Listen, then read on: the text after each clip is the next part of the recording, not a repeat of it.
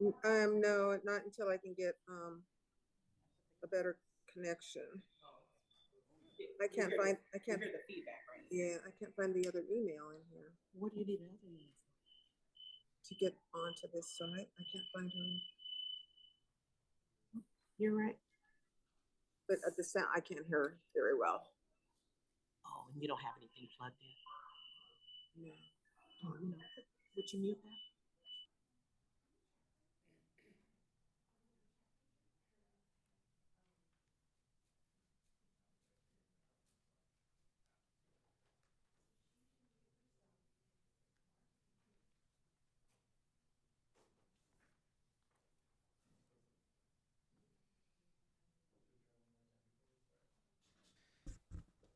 Okay, one more sound check before we start. Councilmember Hernandez, can you hear us?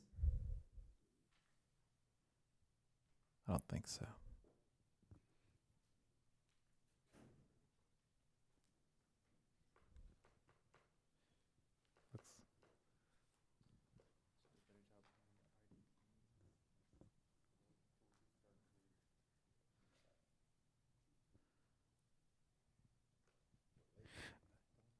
Mayor Pro Tem McQueen-Lejeune, can you hear us?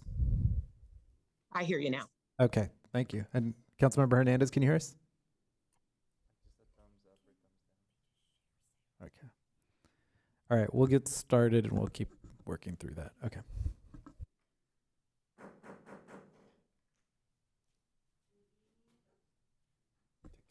Good evening, everyone. Welcome to the City Council regular meeting. I am calling this meeting to order. The time is now oops, that clock is wrong, 6:31.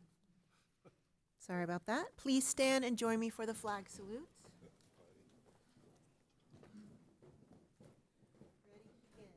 I pledge allegiance to the flag of the United States of America and to the republic for which it stands, one nation, under God, indivisible, with liberty and justice for all.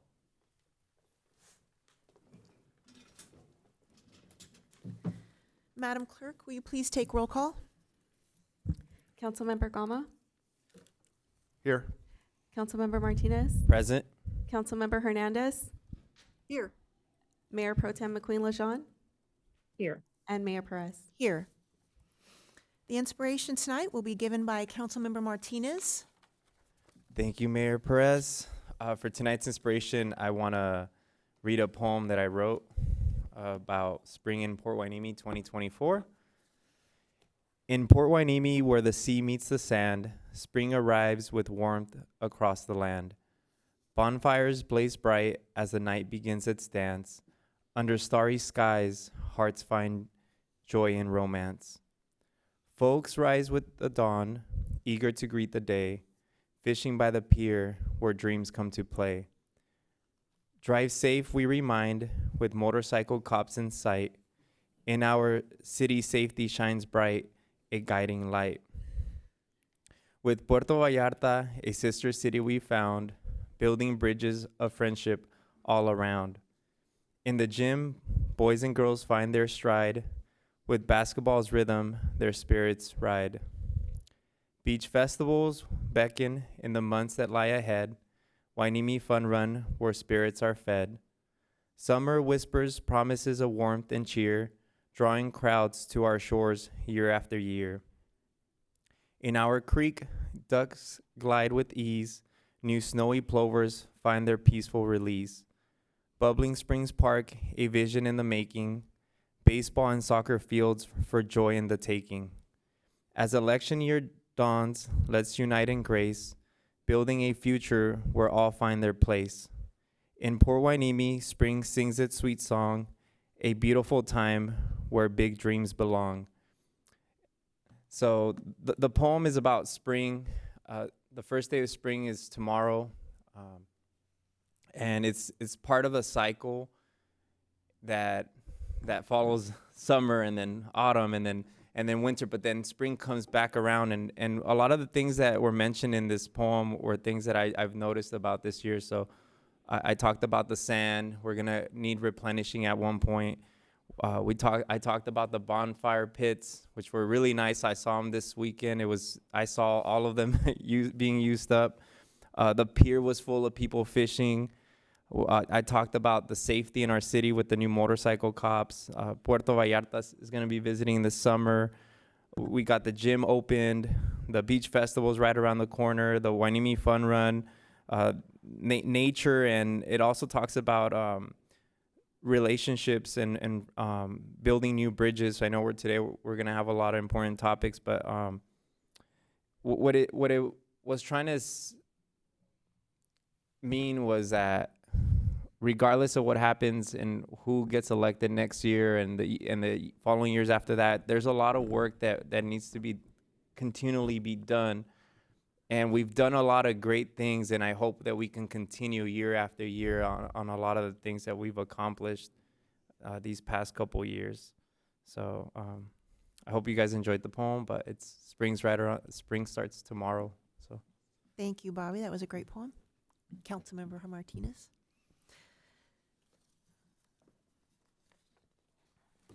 We will now move on to the public comment section, which is we'll hear public comments not pertaining to items on the agenda. Comments are limited to 3 minutes. This process will be the same for comments pertaining to each agenda item. Madam Clerk, do we have any public comments tonight? We have one general public comment from Becky Bruning.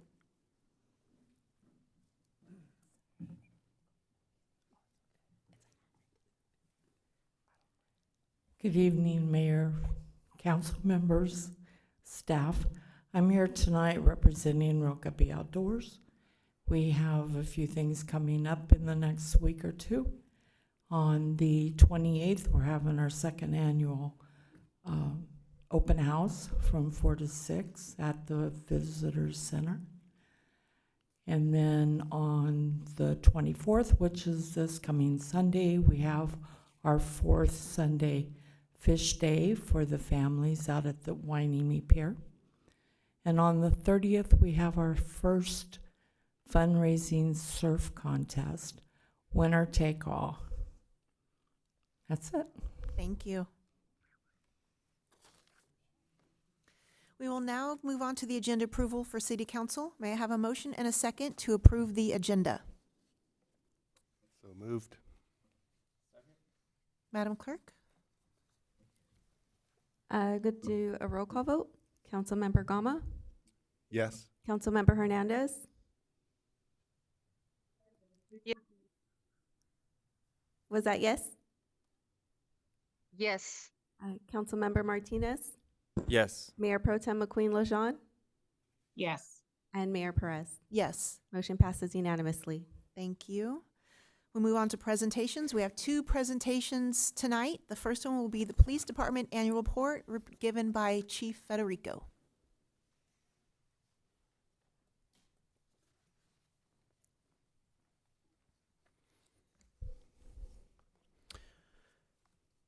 Good evening, everyone.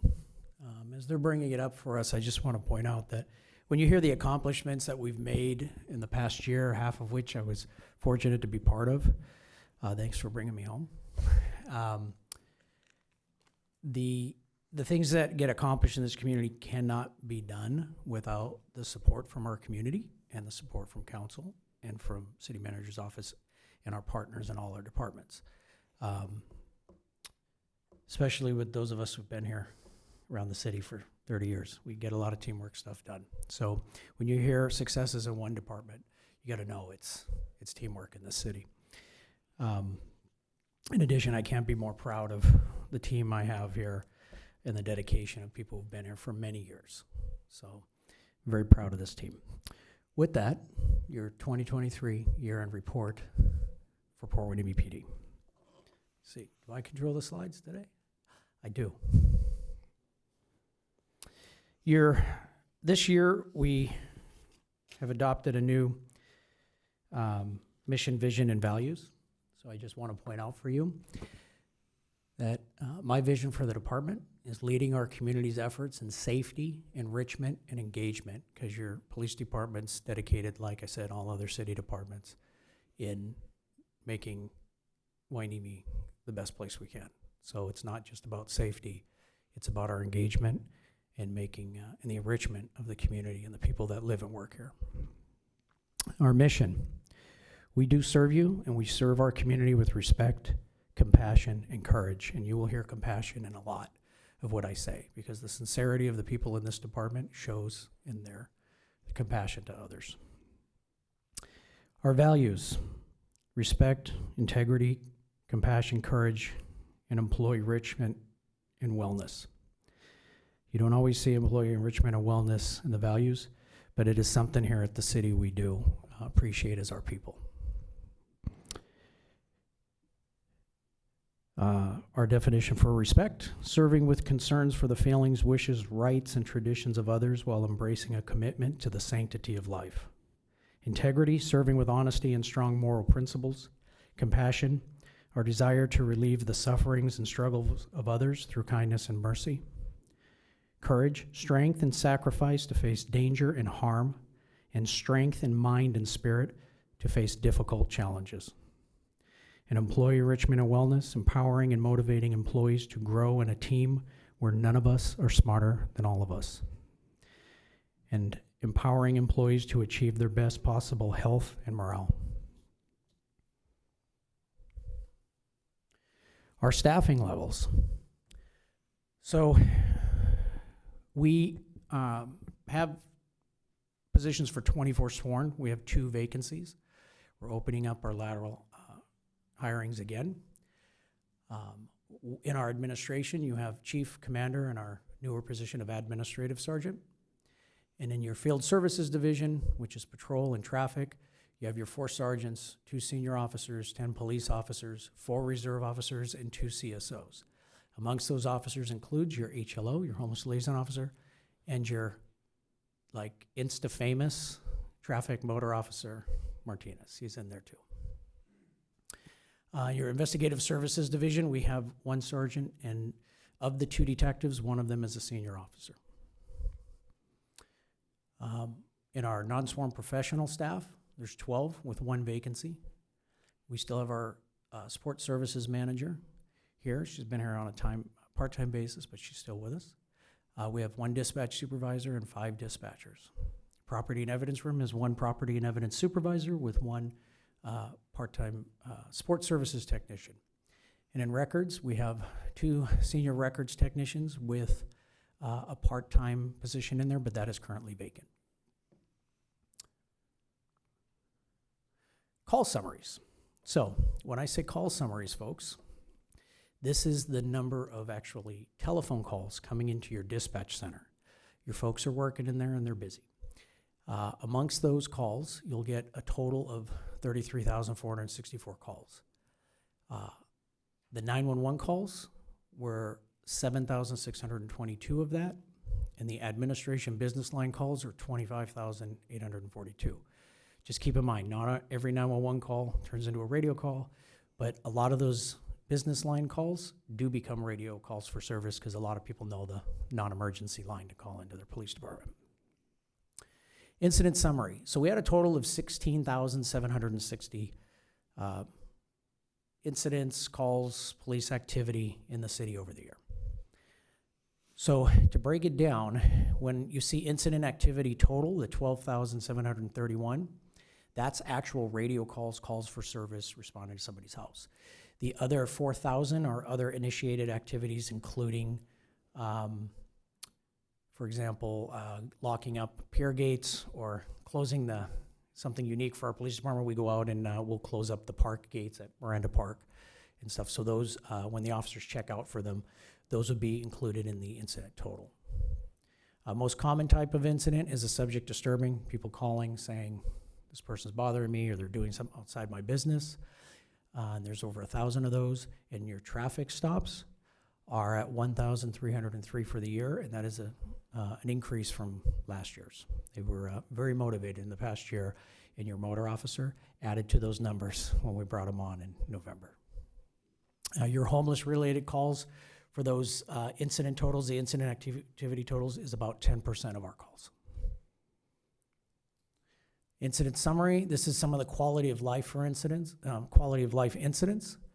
like everything from animal complaint calls and fireworks to suspicious subjects, and like I said, subject disturbing with the highest number, and vehicles disturbing.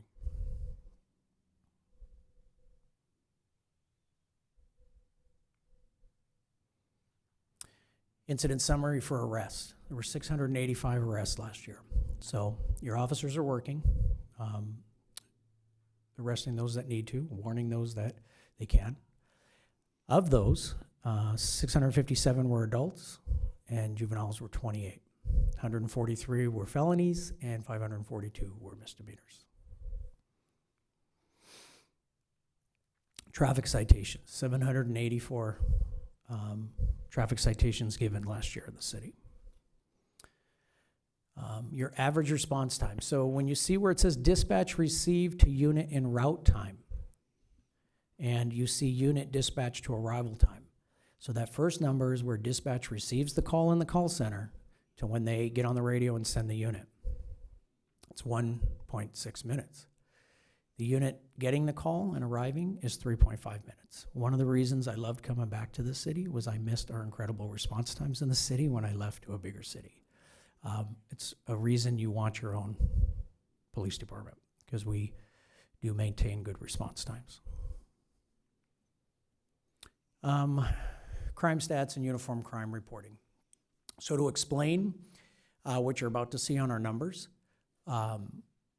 your Part 1 crimes include, you're gonna see what we report to DOJ on our annual reporting for our crimes. And they're under what's called Part 1 crimes. And of those crimes includes murder, non-negligent manslaughter, rape, robbery, aggravated assault, burglary, larceny, theft, motor vehicle theft, arson, simple assaults. So simple assaults are not counted in there, but aggravated assaults, more serious assaults with injuries or weapons, those are reported. In that category of Part 1 crimes, they're broken into two categories amongst themselves, and that's violent crime and property crime. So in your violent crime, it's murder and non-negligent manslaughter, your rape, robbery, aggravated assault. And then both assault classifications do count the domestic violence, whether it's the aggravated or the simple. And then under property crimes, you have your burglary, larceny, theft, motor vehicle theft, and it excludes arson, which is its own separate, but we do record that on our totals. And for known offenses reported, if a crime happened 3 years ago, but it was just reported this year, it would be counted on this year's stats. Okay, and as you previously saw in our press release and our information out there, overall with your crime, we're down over 11%. 1 homicide's one too many in our city, and we're very tenacious on the 1 homicide we had last year, and that was the Pedro Gomez homicide, and our detectives are making some headway on that. So I hope to have good news down the road on it. So our reporting that goes to DOJ is, there's several categories, and these come out to us from like assembly measures or bills that come out of the state, or the governor chooses to put some reporting requirements on us. And there's several categories that require us to do annual reporting. Of those is SB 54. And again, I'll define them, but I'll show you the numbers afterwards. SB 54, all individuals transferred from our custody to immigration authorities. Another category is going to be death in custody and arrest-related deaths, so folks that died in our custody or related to an arrest. Law enforcement personnel survey, which is the number of full-time sworn and non-sworn male and female law enforcement personnel employed by our agency. And you will also see civilian complaints against police officers. It's under the AB 953 umbrella. And that's the number of criminal and non-criminal complaints and dispositions in our department that we report off to the state. Another category, AB 71, use of force reporting. So this is reporting to the state shooting or use of force incidents that result in a serious bodily injury or death to a civilian or the police officer. And then the last one is our RIPA reporting, our Racial Identification and Profiling Act, which we must report all data on our traffic stops. After each citizen encounter, traffic stop, or pedestrian stop, the officers do fill out an electric form that we submit to the state on what they perceived, who they perceived the person was, and what the officer's experience is, and what was the outcome of the stop. And that's all reported. So with that, I'm happy to tell you, with SB 54 transfers to immigration is 0. Death in custody and arrest-related deaths, 0. Law enforcement personnel survey. So we have 19 male and 2 female of our sworn. And of our non-sworn, there's 4 male and 7 female. Citizen complaints against officers. There was 4. 1's exonerated, the officer was cleared. 2 were unfounded. And then there's 1 pending. And of those, any racial profiling complaints was 0. Our use of force reporting, we had 7 use of force incidents, pretty low number for the number of contacts we've had in the community, and 0 fit the criteria for the state. Means they were not significant enough. And under our stops, out of, there was 1,178 reportable stops, and of those, there was 1,370 individuals contacted.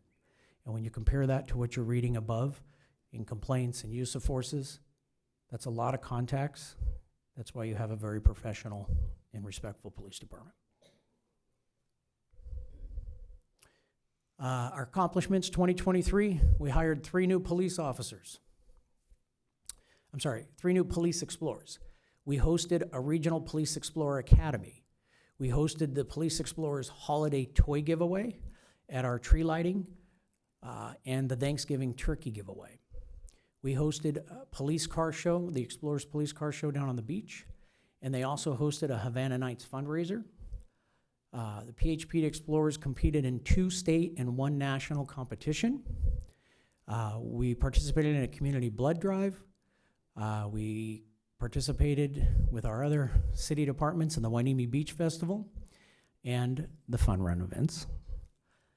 We did a backpack medicine event for our homeless population. We volunteered, several personnel in the department volunteered for the NAMI Walk and fundraiser in the Autism Society Ought to Run. We also participated in Special Olympics Torch Run, and we brought back your National Night Out right out here in front of the station. So while we were accomplishing all those things, internally, we were promoting 3 new sergeants, and it's a big process in the law enforcement world to test and interview and select. We also promoted 3 new senior officers. We hired 1 police officer and appointed another one out of the academy. We hired 1 community service officer, and thankfully, you hired a new police chief. And James let me keep the smiley face in there because he knows my personality. We created the new administrative sergeant position, who is allowing, talk about using best resources. That's Sergeant Perez, and he jumps in to help detectives when they need to. He gets a lot of these things accomplished behind the scenes for staff reporting and the council asked, and he's helping deal with our construction chaos and everything else that's going in there. There was our 11.2 reduction in crime, and your bicycle patrol unit's back, and of course, your motor traffic officer is back. When I was a newly hired chief, I heard from this community about the Surfside Motel. And so got here in June. About July, I had some meetings with our city staff and the owner and his attorney, and I gave them my expectations. I gave them some direction on the property. You have some other members of our city staff and the city attorney that joined in, and what we accomplished was, after those meetings, they put our recommendations, most of our recommendations, in place by August. So to point out why things are different over there right now, between January to August, we averaged 18 calls a month at the Surfside Motel. Since August, we're averaging about 2 calls a month at the Surfside Motel. And it's a work in progress, and there's some other city departments that have been dealing with this for a while, and they're doing their best to progress with it. Our social media in the police department in the last 6 months, or probably 7 months, has grown over 10% with followers. It's nationally, if I've talked to police departments, media specialists, and PIOs at police departments from coast to coast, at a chief's conference I talked to several, and they all said the same thing. If you're a government or a police department and you have a population and your social media numbers are about 1/3 of your population, you're doing pretty good. Ours is well over half. Our numbers on our social media is in the thousands, and it's well over half of our population. Maybe our motor officer will take credit for that. I don't know. So, technology. We've upgraded virtual reality system for officer training. 1, that gets you better officers. 2, it's a budget saver when you can do a lot of in-house virtual reality training. And the other part of technology was we progressed our body-worn cameras. We've upgraded them, and they have much more capabilities. So that was something that we were proud to get in motion last year. Lots of community engagement. As you know, our Explore program's just been the heart of this department for many years. So we will be launching this week some open data for our community on our website for the police department. You will be able to click on the Citizen Connect, and if you see the map on the left up there, you will see a map similar to that, and it'll allow you to click on data buttons to take a look at where incidents have happened and arrests, and give you some as much information as we can on that. It's going to continue to be built out, but we wanted to make sure we got that up and running. So you will see that come out this week, and in the near future, we're going to assemble some stuff for some introduction and how-to guide for it. Homelessness. So, amongst our homeless population, remember our HLO position was created back in 2021. If you look at last year's point-in-time count, in 2023 it was 12. This year's one-time-a-year point-in-time count in 2024 was 30. So individuals housed last year was 1, but if you look at how many individuals have been housed since 2021, that's 4. 4 people, or 4 individual incidents of housing people. So you have to remember the majority of our homeless population is service resistant. So the success of our HLO of Henry to get 4 done took a lot of task.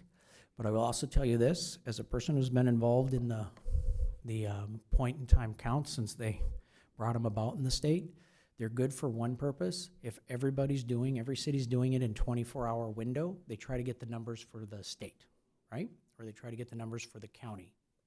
It's really hard for a smaller community to count one day as the existence of our homeless population. I'm kind of a person who says we should probably do quarterly counts, and that'll give us a better number of what's truly going on in our homeless population.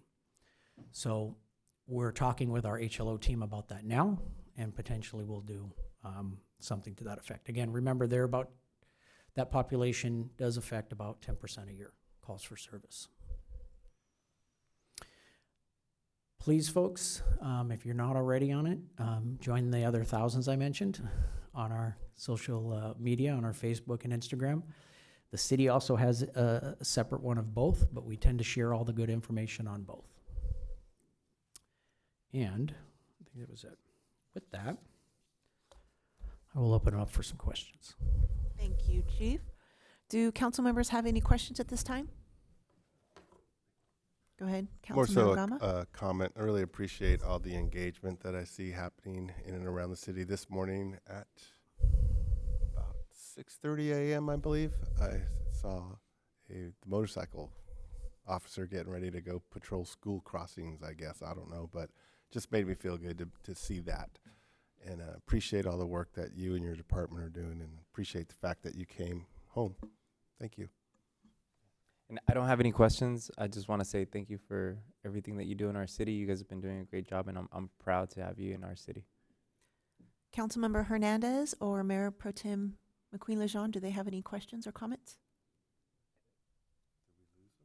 Are they still there? Yes, my hand is raised. I was waiting for someone to call Oh, on me. sorry, we could but not that's not see okay. the screen. We can see you now, though. Okay, great. Thank you, thank you. Thank you, Chief, for your report. Appreciate it.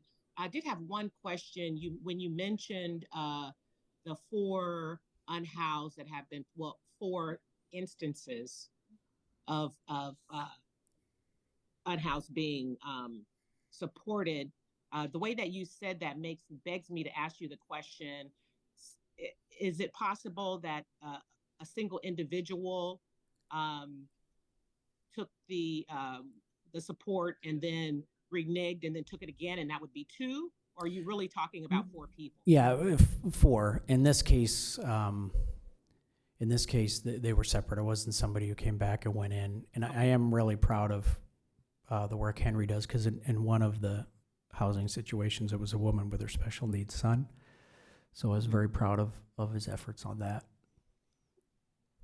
Yes, thank you so much. You reworded what you were starting to say, so I was wondering if there was something in there. But thank you so much. I appreciate your report.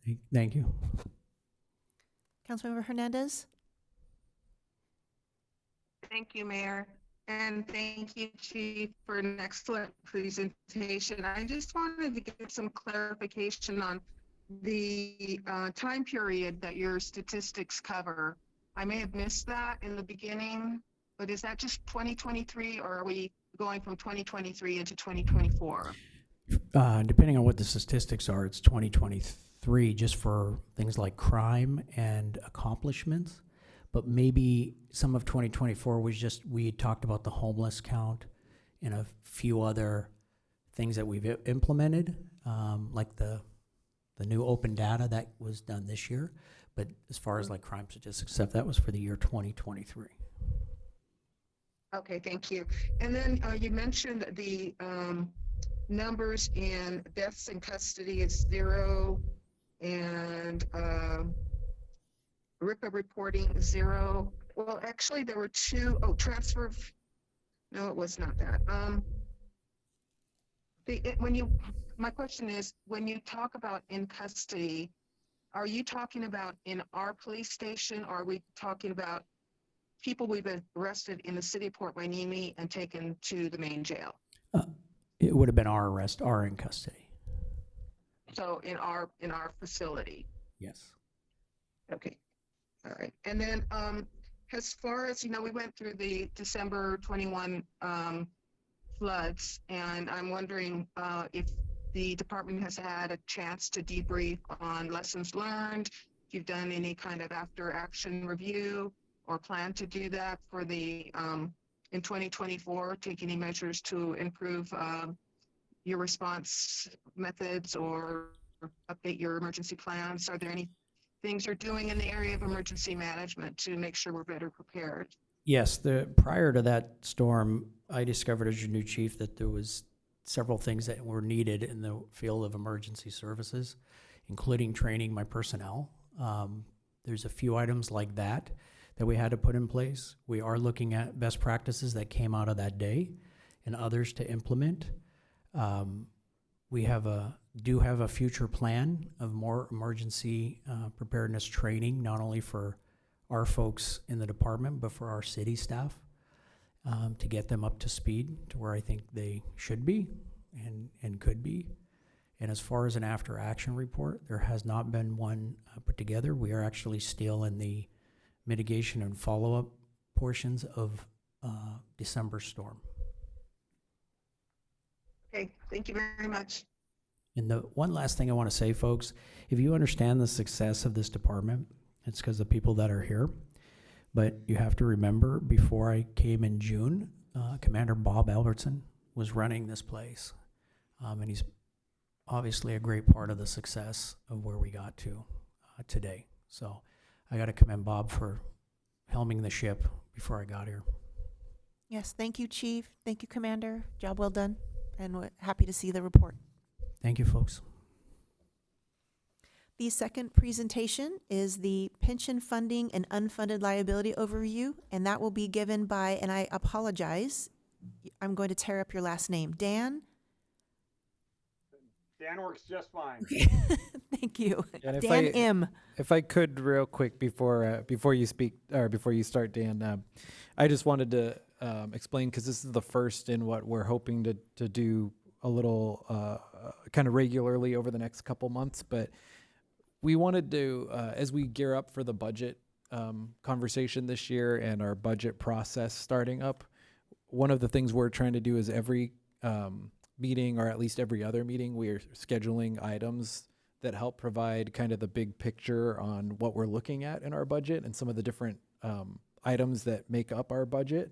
And one of those is pension liability. And every year the city has to pay for not only the pension of current employees, but the costs related to pensions of prior employees. And so those costs make up a bigger chunk of the budget than I think people realize. So we wanted to start doing these so we can start kind of understanding all the different things we have to plan for. And this is the first one. Dan is our consultant who works for GovInvest, who helps us, but also hundreds of other cities do their pension planning. And he has 35 years of experience in the field. He's widely known as an expert in CalPERS pension plans, and was the past president of the California Municipal Treasurers Association. So Dan, with that, I will hand it off to you. Well, thank you, everyone. Good evening. This is one of those topics that I like to describe as an inch wide and a mile deep. I'll try to go through it very quickly, but it is a dense topic, so I beg your indulgence ahead of time for staying with me. Pensions plans are a long-term funding plan, and they really depend on a lot of very long-term economic and demographic assumptions that may or may not come true over time. But actuaries make their best guess. Both employees, employers make contributions to those pension plans, and the third component, and which is true of many long-term liabilities, is there is a presumption that investment income will offset a portion of the cost of that promised benefit. And so while actuaries can do their best trying to figure out when people will retire, what their salary will be, when they will expire, etc., this investment component is a bit more difficult to predict. The city has no control over it, and it represents a large portion of the cost or affordability of the cost of your pension plan. So I'm going to actually skip ahead a slide for a sec to emphasize why, how investment earnings, if you could see that in this chart, the bottom represents an age scale of a hypothetical employee. If they started at age 25, worked to age 55, the contributions that the employee and the employer make are represented in black, and the investment earnings are what is presumed to offset that promised benefits. And that can be anywhere from 50 to 60%.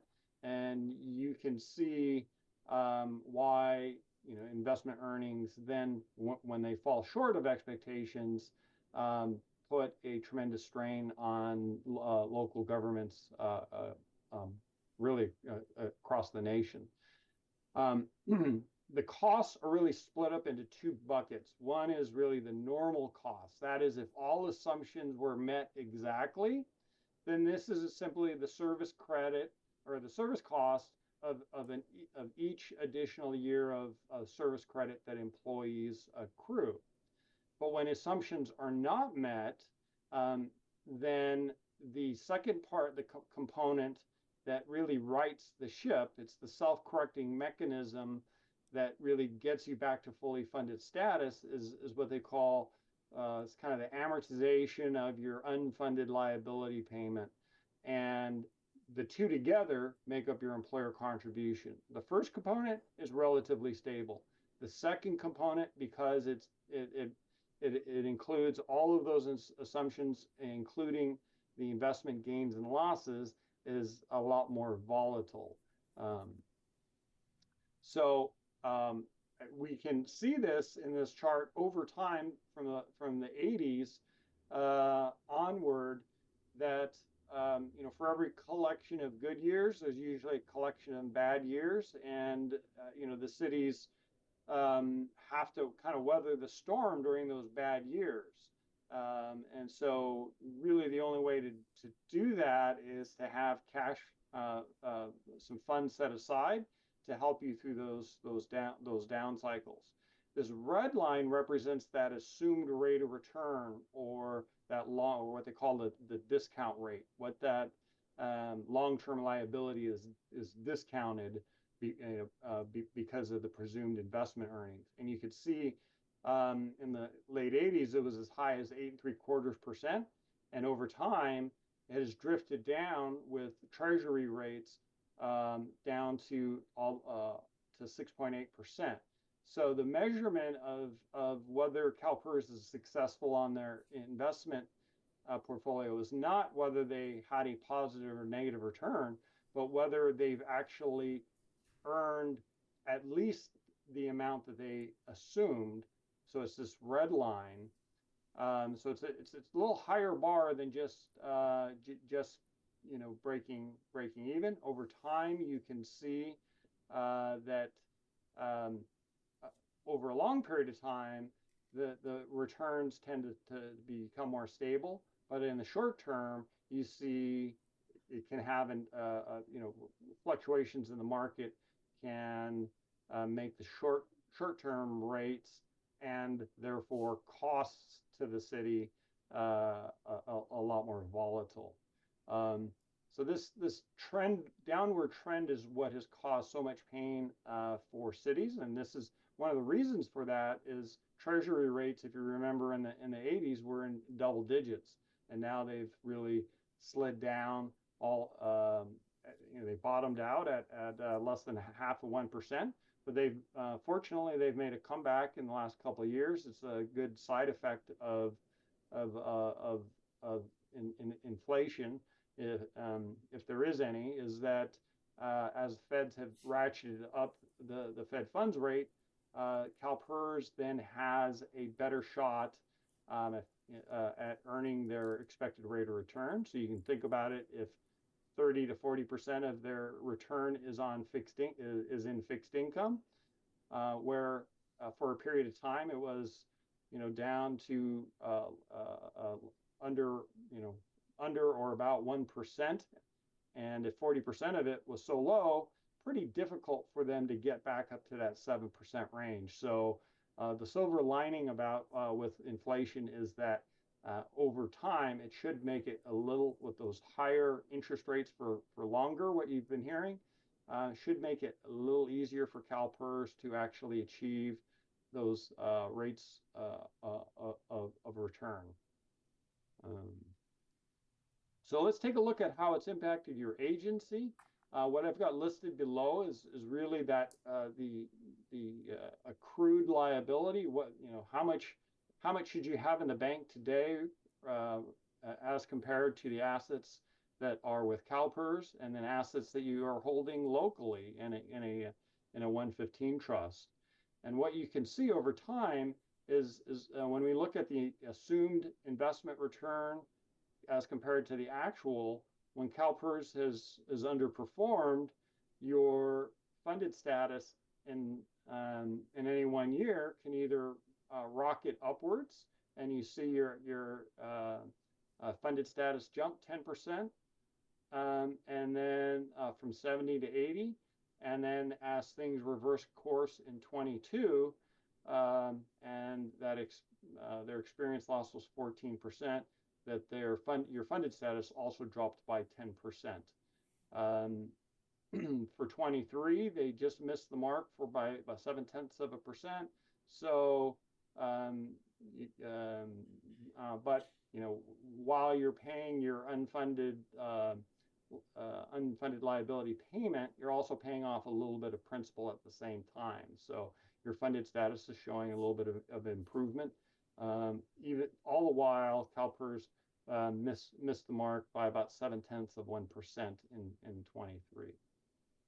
So when you compare yourself to other agencies, you're right about the average for the PERF or the Public Employee Retirement Fund in total,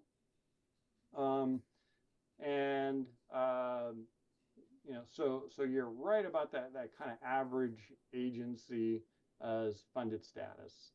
If you're looking at the plan as a whole. So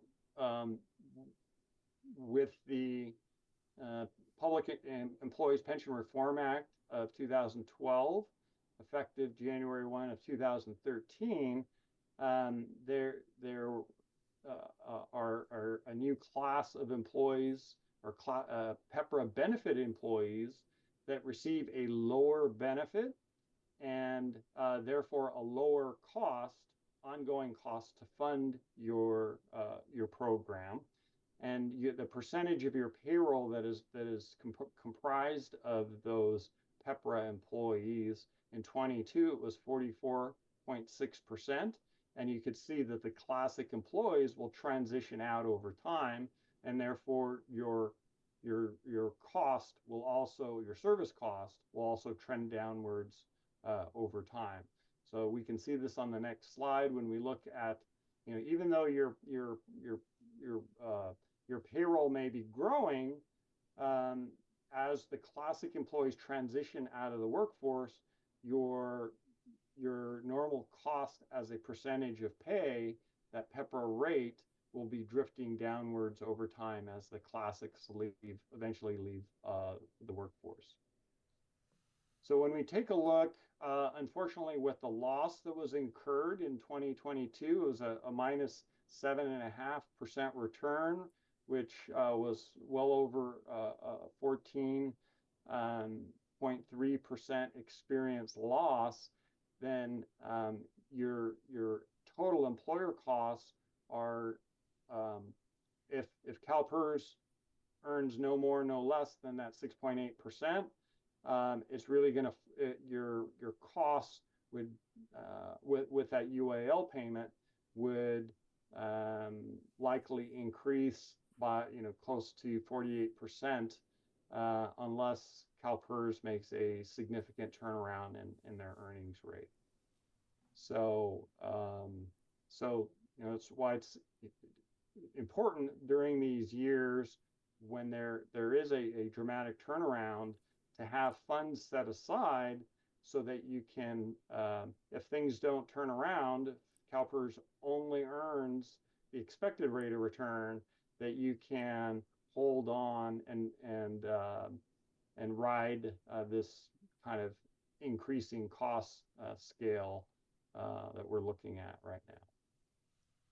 And just to put this in perspective, we just wanted to represent that the pension costs represent about 10% of the overall city budget.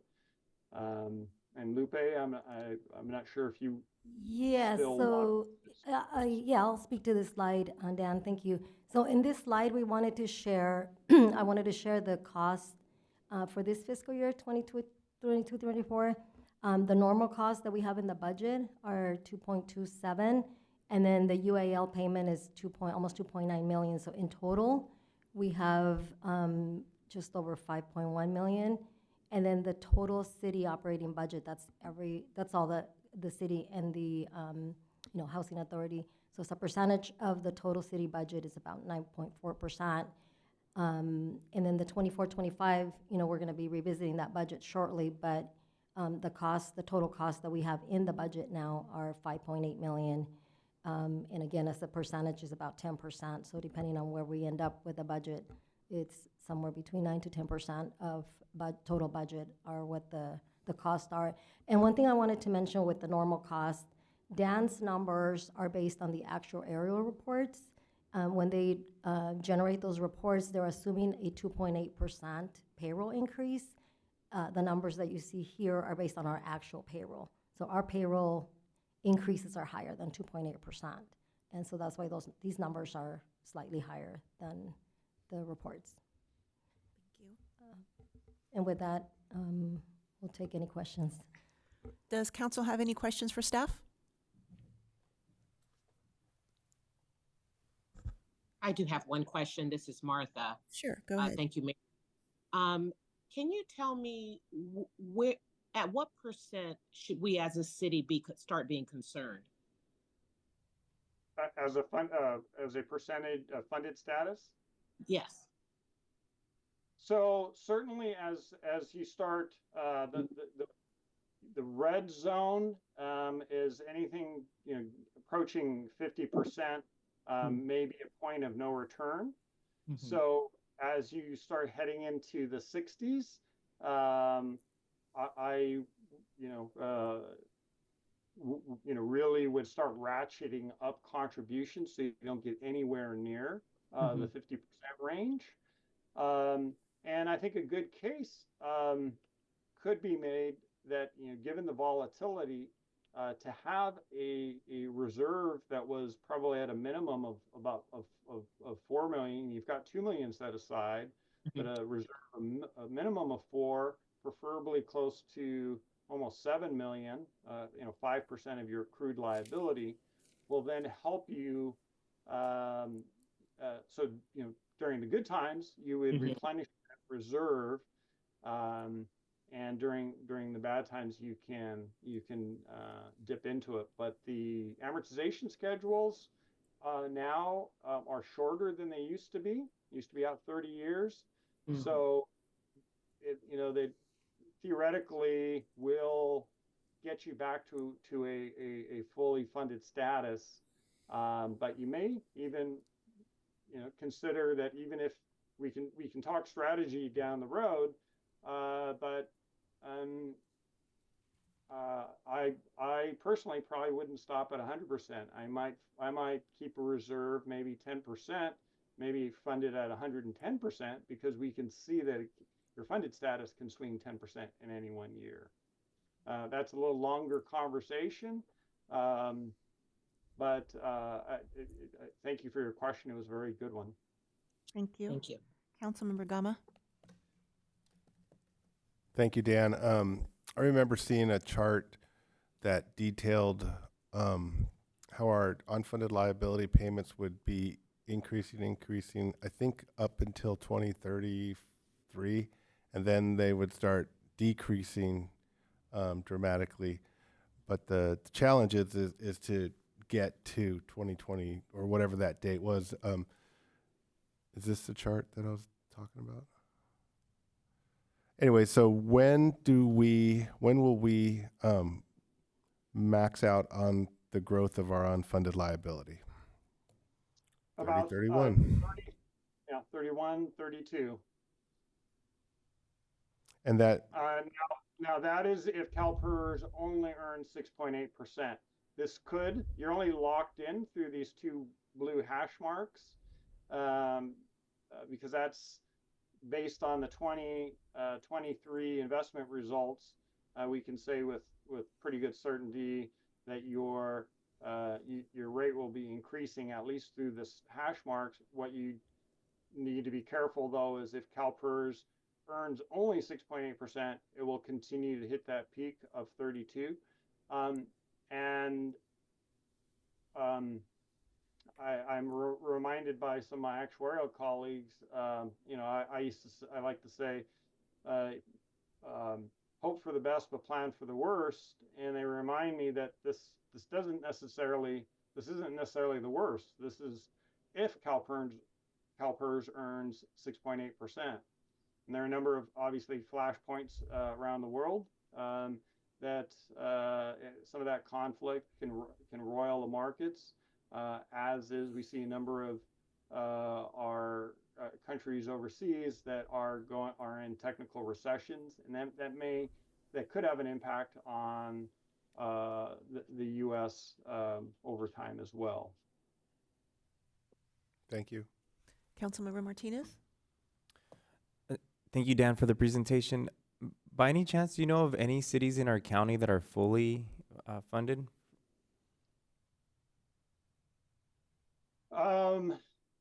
So I'd have to go. There are agencies that are that were in 21 were actually in surplus status. So they had funds in excess of their accrued liability. They may have accomplished that because they came out of COVID better than they expected with a lot more reserves, or perhaps they issued pension obligation bonds to help offset some of that. But with the sudden downturn in the market in 22, there's hardly anyone that I know of at this picture point of time that is in fully funded status, because they dropped 10% in just in 1 year when we look at the slide. So they may have been at 105% funded, and they would have dropped to probably below 95%. So do you know which of those agencies are like say the STAR students that we should be looking at to maybe follow in their footsteps? Well, yeah, I know that's I'm happy to prepare a histogram of cities in the county. If there are specific cities that you would like to benchmark against, happy to look at those or measure those. You do have to be careful in those comparisons, only because maybe the city was in CalPERS or for a shorter period of time, or perhaps they outsourced their police department to the sheriff. So the cost of their pension program is no longer showing up in the city budget, but is really showing up as part of the contract cost with the sheriff. Happy to run those, but just with all the normal caveats that be careful making sure your comparisons are apples to apples. Yeah, no worries, Dan. Thank you. Councilmember Hernandez, do you have a question or a comment? No, thank you for your presentation. Appreciate it. Yes, You're thank very you, welcome. Dan. This subject makes my eyes cross. No, I'm glad you did explain it to where I got some of the gist of it, but I'm glad we have experts that are watching over this and connected with you and can keep an eye on our city and make the best financial decisions that we have, because don't ask me, I have no idea. Are we done with the presentation? Any further comments or questions? Yeah, I think that's it for the presentation. And just to kind of wrap it up, so it's on the agenda today as a presentation because we're not asking for any action today or anything else. It's purely informational. And as we start to work towards our budget, just to keep in mind, right now, I think to wrap it up, we're about 70% funded. That's about average. We're C students in that. That's not a bad thing, but we're not the A students yet either. We're not 100% funded. But just one point that I think Dan can correct me if I'm wrong, but I think each percent to catch up is about $1.5 million or maybe a little bit more than that. So just to give you an idea, if we were to say we wanted to fully fund our pension and be the A student, it'd be 30%, maybe $40 million or so. So it's not something we're going to do in a year, and probably no one's going to, there is no city that can do that. But it's something we need to remember, because as we start to budget, it's easy to remember other priorities that are more like visible, but behind the scenes, these are the other priorities we have to think about. So We'll rely on you to keep that. we'll keep in reminding memory. everybody. So Thank we'll bring you. it back. All right. Thank you so much, Dan. You're very welcome. Have a good evening. You too. So we'll move on now to the consent calendar. We will now consider items on the consent calendar which will be enacted in one motion unless a council member has a request to remove an item for discussion. May I have a motion and a second to approve? Move to approve? Second. Does any council member have any items they'd like to remove? I do have one question, Mayor. This is Martha. Mhm. And I don't necessarily have to pull it. I just have a question. Would you prefer that I pull it or just ask the question? Just a question. Just ask the question, it's fine. Okay, on number 7, I just want to understand, I see that there were 4 proposals received, and then it says 3 were non-responsive. What does that mean? In this case, it was specifically that the other 3 did not give a cost cost estimate. And so Okay. only one of the 4 gave a proposed cost. And in different circumstances, they could be non-responsive for different reasons, but in this case, it was that the 3 did not provide cost estimates. Okay, is that something that we experience quite often? I would imagine a proposal would have a cost to it. Yeah, it doesn't happen very often. I mean, we have non-responsive proposals on occasion, but it's not often we have multiple that didn't give a cost estimate. So Okay, great. Thank you. Anything further from anyone? All right, not seeing any. May we have a vote, please, Madam Clerk? Councilmember Gama, Yes. Councilmember Hernandez, Yes. Councilmember Martinez, Yes. Mayor Pro Tem McQueen Lejeune, Yes. and Mayor Perez. Yes. Motion passes unanimously. Thank you. Now we'll move on to business items. The first business item is the Heroes, History, and Heritage Policy nomination, the Richard Bard Monument and Proposed Survey. Will staff please present the report? yes, thank you. And our Deputy City Manager Charles Peretz is going to provide the presentation on this. Just as far as process goes, partially the reason or the presentation we're going to give is essentially the same presentation that was given to the Citizen Advisory Commission, who had weighed in on this as part of their role. So Mr. Peretz is going to walk us through that and just give a little bit of the background on the process and the item and where we're at this point. So. Okay, thank you. Thank you. Good evening, Mayor Pro Tem, and council members and members of the public. As you may recall, at the last meeting, the council requested a future agenda item to discuss the proposed Bard Monument. The item is presented to provide an overview of the process to date, including a draft survey regarding the monument location and to allow for discussion regarding this project. So a little bit of background, during discussions regarding the Community Benefit Fund's allocations for a public monument project began in 2020. And in early 2022, based on the initial design concept, $50,000 was approved for the Richard Bard Monument project, which is phase 1 of the proposed public monument project. At that time, it was noted that final details would be determined and approved through the Heroes, History, and Heritage application process. Subsequently, 2 allocations totaling an additional $70,000 were approved by both the Oxnard Harbor District and the City of Port Hueneme. As the project applicant, the district submitted an application for the Richard Bard Monument on November 1st of last year. Staff screened the application, requested and received some additional information, and presented the application to the Citizen Advisory Commission on November 13th. The application proposed a 7-foot bronze statue of Richard Bard on a 4-foot pedestal and was proposed to be located in the center of the Wharf Plaza, located adjacent to the intersection of Market Street and Surfside Drive. Community Benefit Fund allocations are sufficient to cover the costs of construction, site preparation, and installation, and those costs are estimated to be slightly more than $97,000. The district has indicated its intent to provide ongoing maintenance and its desire to install plaques that highlight Mr. Bard's contributions to the community. This slide just provides a handwritten sketch of the monument to show perspective and a photo of the monument in the artist's studio.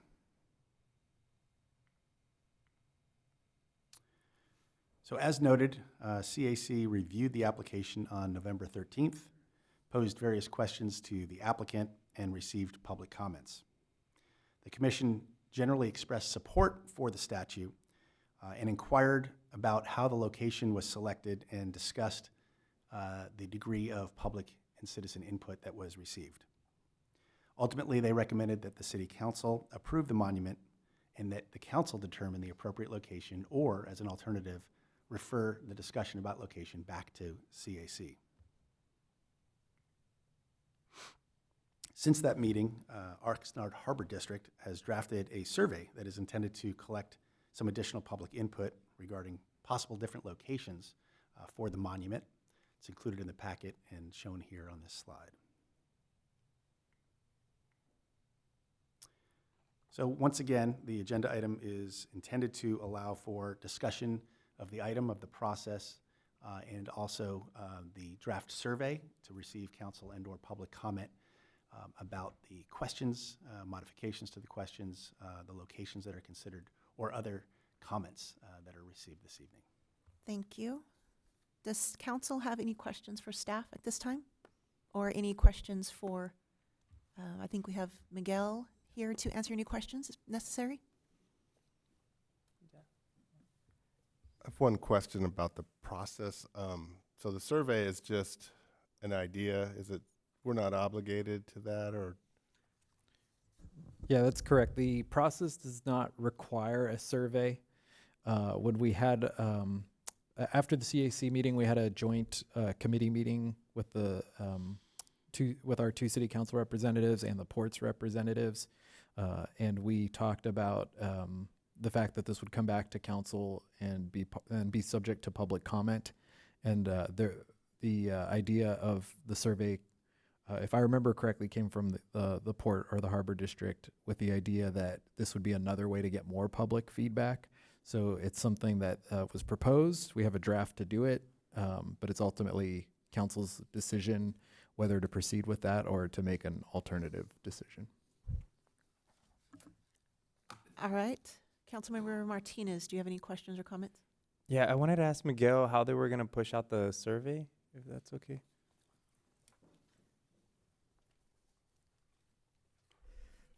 Good evening, Mayor and council members. The survey would be distributed to all of our public channels, including social media, including printed press, as well as flyers.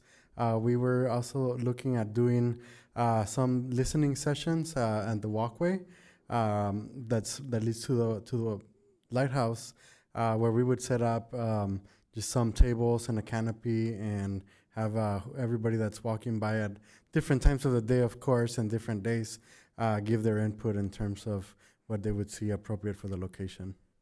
Thank you. Okay. Councilmember Hernandez or Mayor McQueen-Lejeune, do you have any questions for Miguel or staff? No questions for me. Thank you. Yeah, none at this time. Thank you. All right. Do we have any public comments on this item? We do. We have four public comments and one written comment. First one is Joan Tharp.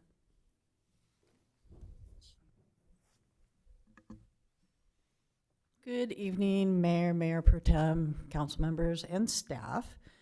In regard to item 10, Heroes, History, and Heritage Policy nomination for the Richard Bard Monument and proposed survey. I just wanted to comment on the survey. I think that if it's going to be done, it should be pushed out by the city because the proposal is on city property, and I think that it would be more appropriate for the city to push that out. And maybe it could be a joint process. It should be more specific as to the exact placement of the statues. So there are 4 locations proposed, but there's not enough information to make an informed decision.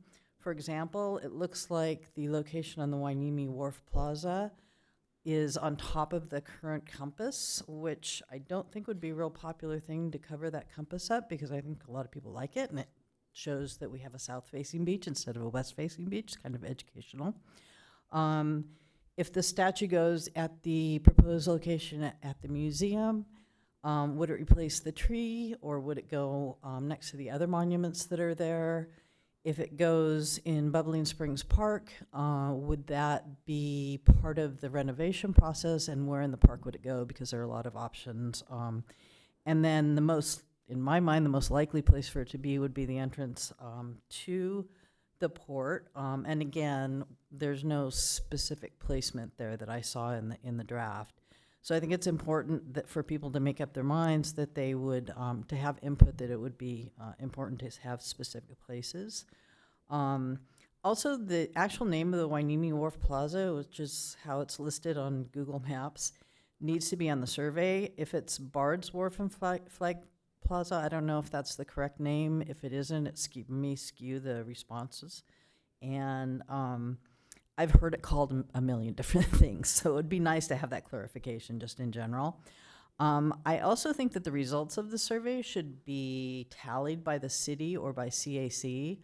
No offense, Port, but it is, again, I think a city decision, so I think it should be done by the city.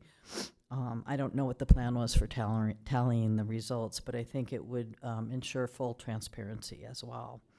Also, it seems like the statue was completed prior to public input. I don't know if that is the case. It looks like it's finished, but it seems like the location we should have had public input for the location before it was even constructed. I know that we did have an opportunity during the Community Benefit Fund discussions, but I don't really remember the location being discussed during those discussions. Thank you very much for your time. Thank you. All very good questions. Could we make note of those? Janice Burke.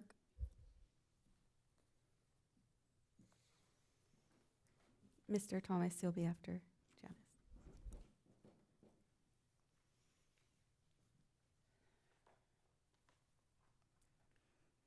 Good evening, Mayor, Mayor Pro Tem, council members, and staff. I'm here today representing the Anacapa View Beach Homes and the Hueneme HOA Coalition to speak on behalf of the Bard statue, and we have some concerns. In general, we are fine with the concept of the statue, in spite of the fact that erecting statues right now is not necessarily a popular practice. We suggest maybe some more community input in taking into consideration and given these types of projects in the future. The location is our primary concern. In January 2024, the coalition members responded to an email survey. About 140 emails were sent out to the coalition and other HOA residents. 90% of those residents said they did not want the statue located at the Hueneme Beach Flag Plaza, or whatever it's called. 10% said yes. That's a large population that doesn't want it in that location. Concerns were they did not want to see our beautiful beaches aligned with statues and memorials in general. In addition, the Citizens Advisory Group did take this under consideration, and we did talk a lot about the fact that there wasn't, I did share that data, and we did talk a lot about that data being not a popular location. So it is now apparent that the port continues to want to push for that location, and that's a concern. If we do a survey, is it really necessary to include that location? I'd like to suggest that the council consider the idea of removing that location from the survey. I'd also like to suggest that, as Joan had mentioned, who's the targeted audience? It needs to be Hueneme residents that are making that decision because it's on Hueneme property. And who collects that data? I do want the city to also look at respectfully showing a transparent process in how that location is selected.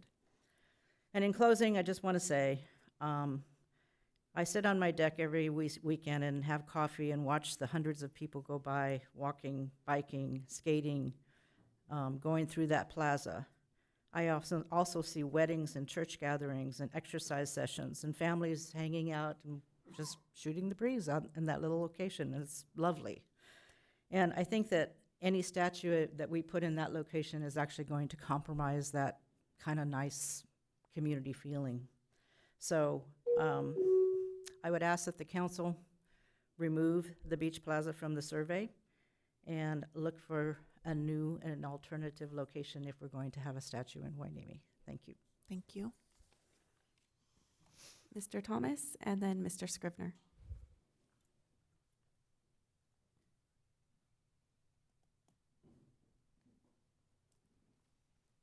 Good evening, Mayor, Mayor Pro Tem, City Council members, city employees, and members of the public. I just want to speak pretty briefly on this statue placement and think that we should probably cut the number of places down as to where the statue is being placed. Just as Jan had previously mentioned, the Beach Plaza I don't think is a reasonable place for the statue. I would just like to remind everybody that who the statue is being built of is because he built the port, not the beach, not the park. It should probably be somewhere close to the port or the museum because it's historic. That's all I have to say. Thank you. Thank you.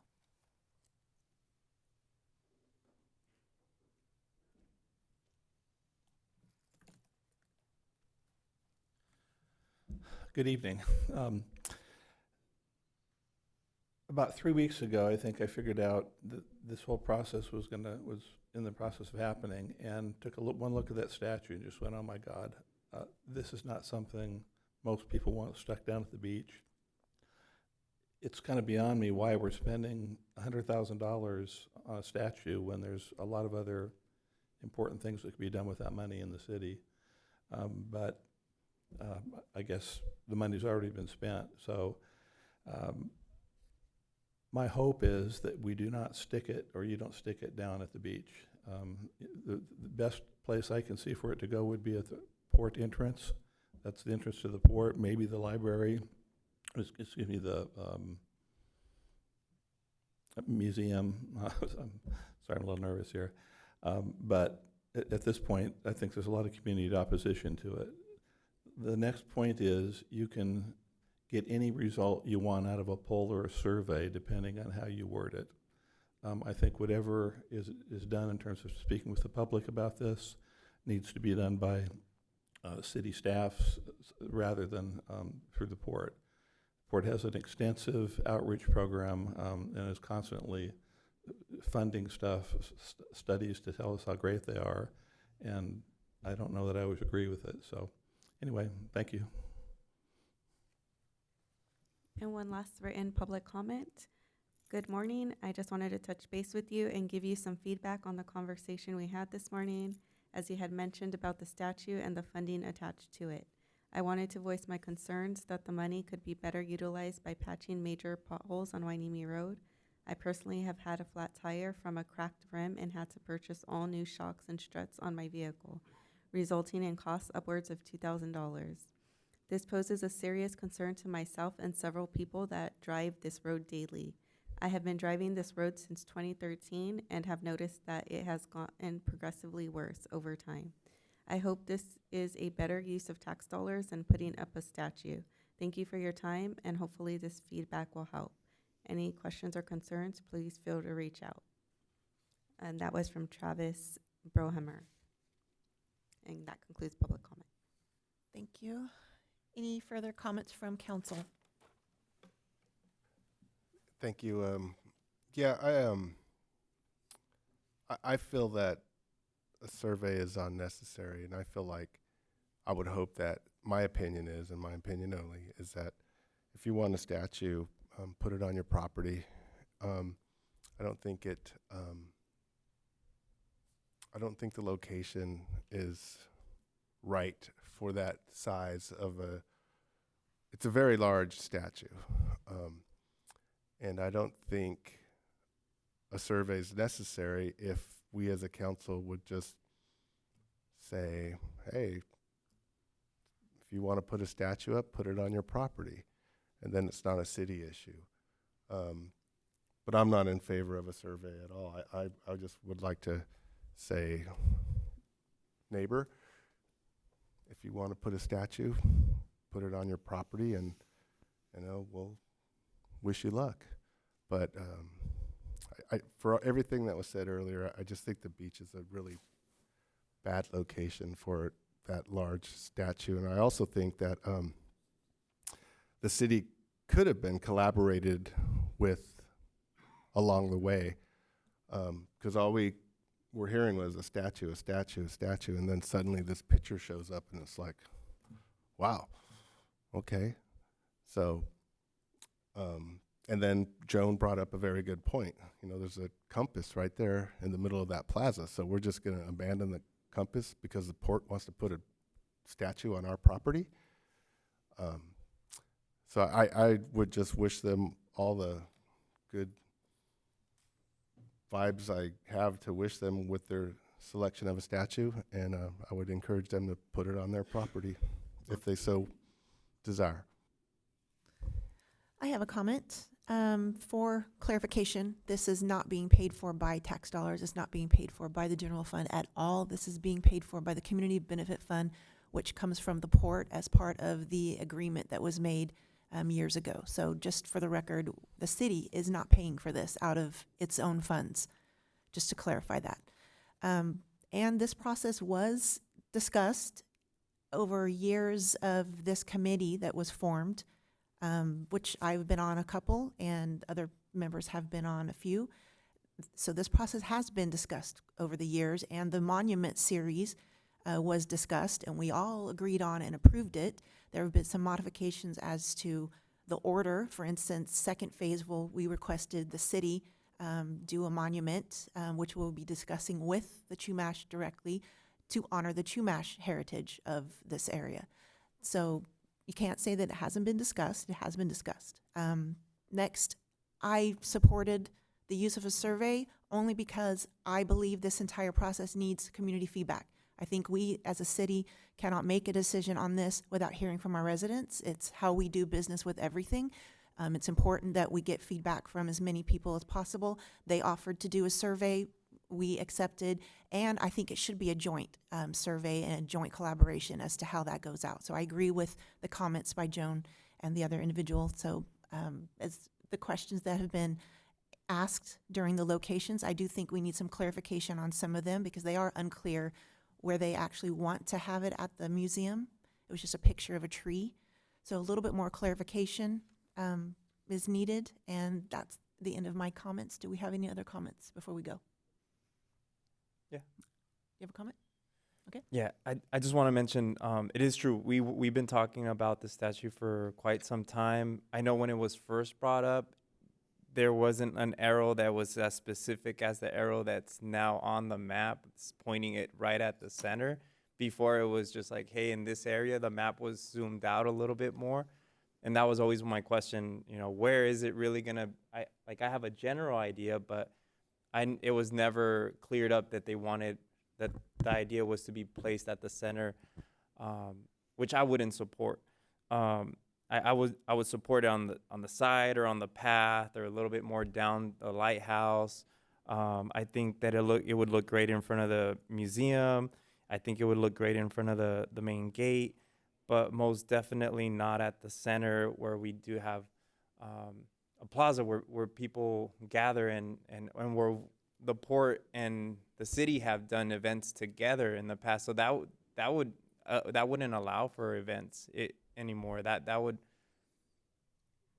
change it up completely. I'm okay with the survey. I think it'd be good for us to have input from our community. If we choose to leave the Hueneme Wharf and Flag Plaza as a choice, I do think that we should change the name to the correct name. I do also think maybe we can add other as another option for people to maybe someone has a better idea of where it can go, or at least an area on the survey for comments, for people to write some comments and fill it out. But I know that it's been mentioned where they want it on the Wharf and Flag Plaza, so maybe for my opinion, like I don't think that's a good location for it. for the for the statue. Yeah. Councilmember Gama? Thank you, Mayor. I just want to clarify, yes, we did have discussions along the way. I voted for this when it was first presented to us in terms of honoring the Chumash heritage, honoring the Bard family, and honoring the longshoremen. So I supported that.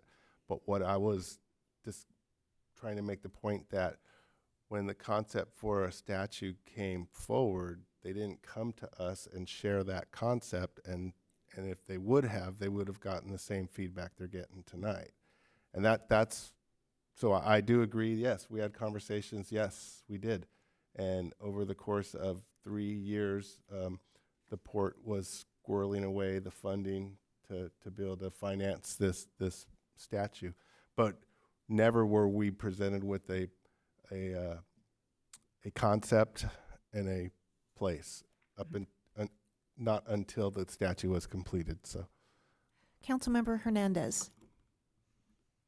Thank you, Mayor. I just want to say it's customary to allow every city council member to comment before somebody gets a second chance to rebut on the discussion. I just want to weigh in here and say that this item has been presented to city council at least 4 times, beginning in 2020 when we first approved it. I know that because I've gone back and I've looked at the staff reports and the council presentations, and that doesn't even include the presentation before the Citizens Advisory Commission.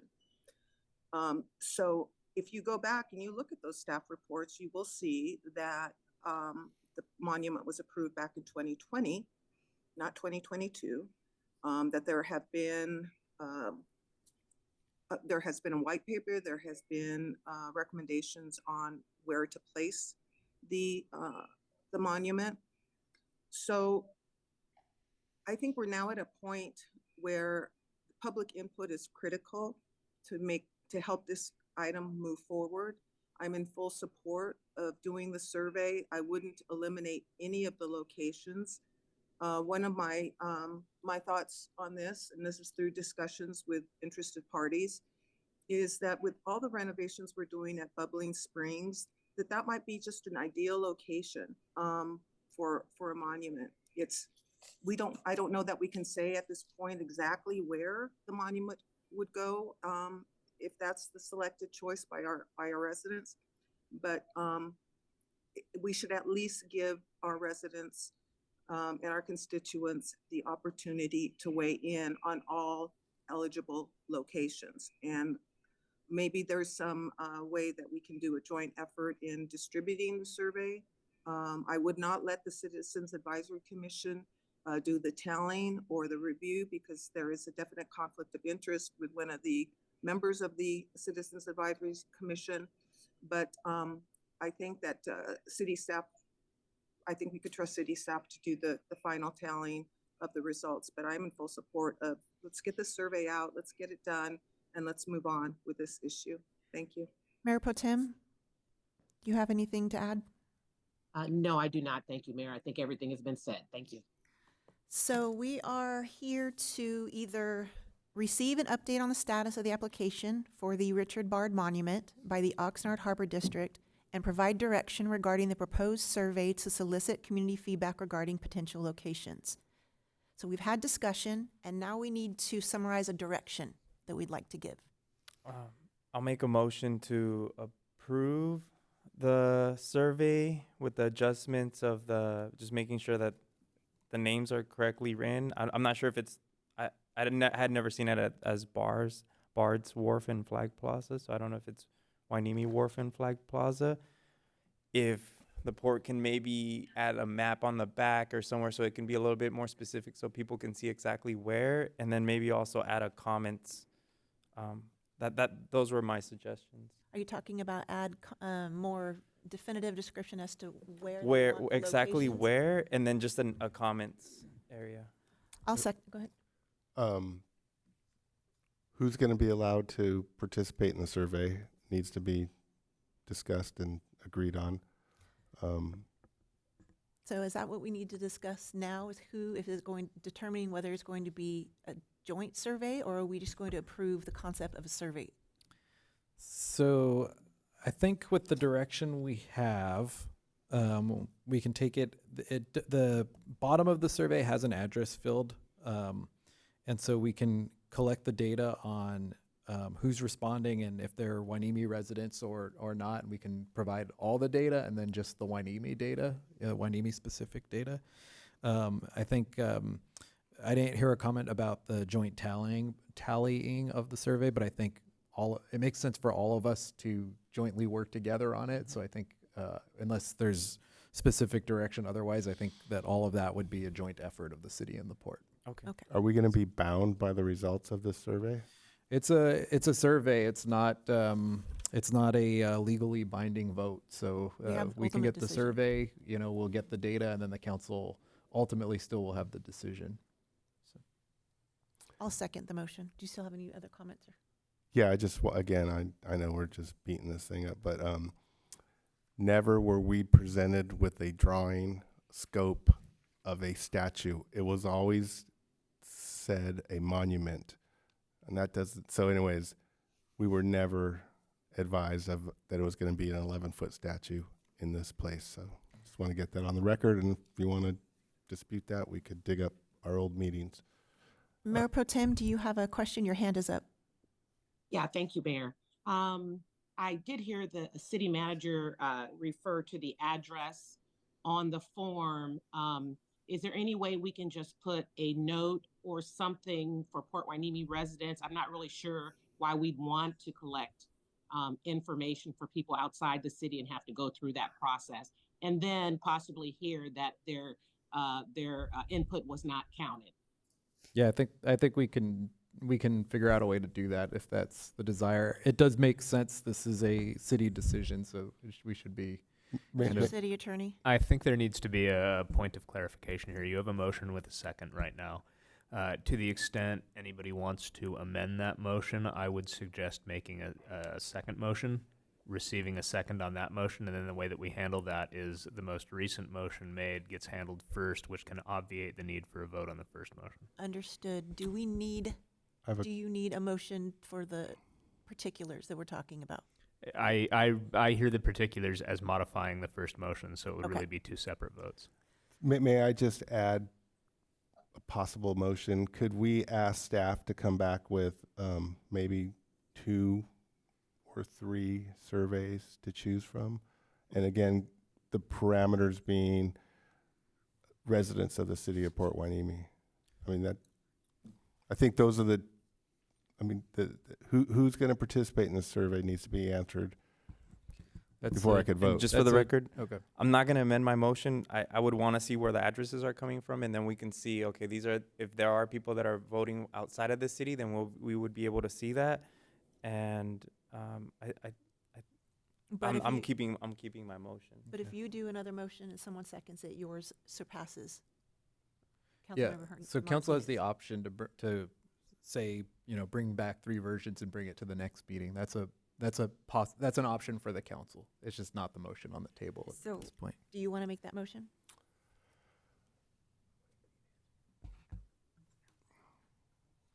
Sure.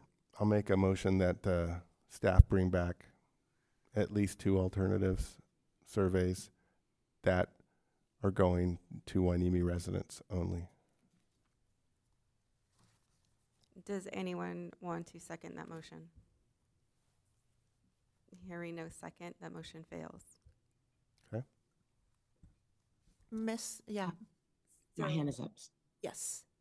Okay. Thank you, Mayor. So I have a motion. I move that we approve the current survey with updates to ensure the locations are properly identified, the area by which the monument will be placed is identified, add a map showing where the specific locations are, and put in a notice that the survey is for Port Hueneme residents only. Thank you. I second that. Okay, I will take a roll call vote. Councilmember Gama, Yes. Councilmember Hernandez, Yes. Councilmember Martinez, Yes. Mayor Pro Tem McQueen Lejeune, Yes. and Mayor Perez. Yes. Motion passes unanimously. All right. We will thank you, Miguel, and thank you, staff, for the presentation. We'll move on to the next business item, which is Priorities for City and Port, Oxnard Harbor District Partnership 2024. Will staff please present? Yes, thank you. And going into this item, I actually I was looking for the right spot to make this point, and it didn't come around. But I did want to give some credit to the port that as we worked with them in the committee meetings over the last couple of committee meetings, the port did come back with more options and more location options. So I just wanted to acknowledge that we were working through that process, and it ties to the priorities discussion, because I think that is sort of big picture. That's one of our goals and one of our priorities, and that's the feedback I'm looking for from the council this year, is to have some of these projects and some of these initiatives that we're working on together, to really have them be collaborative and to have them be joint efforts where both sides are bringing their ideas to the table and working together and trying to get things done for the benefit of the community. And so that's reflected in our report for the priorities for 2024 item. This item, you may recall, is on the agenda because we started to talk about our goals at the last meeting, and we decided, and the council directed, to essentially agendize each major partnership as a separate discussion, and to be able to focus on each of those partnerships.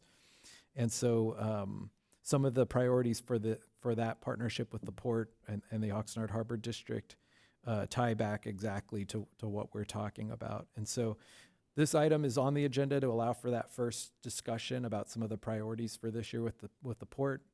I will note that in some of those joint meetings we've had with the port and some of the discussions we've had working with the staff of the port, I do see a lot of potential for ways and topic areas that we could work together that would benefit both the city's residents and the port. And so in the report, we talked about 4 that are really critical ones to both the city and the port that we recommend as priority topics for this year. Those 4 topics are the streets and infrastructure projects and funding opportunities. We note in that item that at last year's joint trip with the port to Washington, D.C., one of the topics that kept coming up that was maybe enlightening for me was the focus of the federal representatives on how important the port is as sort of a resiliency tool to not just the city, state, but also the federal government, that during times like COVID or during times of other crises, that the port becomes more and more critical to help get goods in. When there were COVID supply chain shortages, for example, the port was able to jump in and get more goods into our country.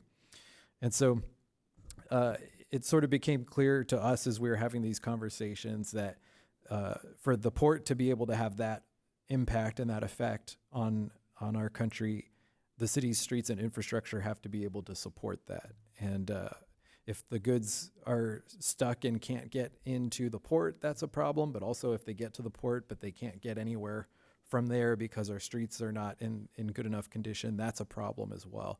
So we recommend that we focus on that as a priority project area this year, and helping everybody understand, including the any federal representatives, state representatives, the importance of the port, but also the city and its street and infrastructure, and helping to provide that critical function that the port provides. So that's topic 1 we recommend. Topic 2, traffic improvements and efforts. Both the city and the port have made significant efforts in recent years to address traffic concerns. And this year, I think there's opportunities for us to work together to even address that even further.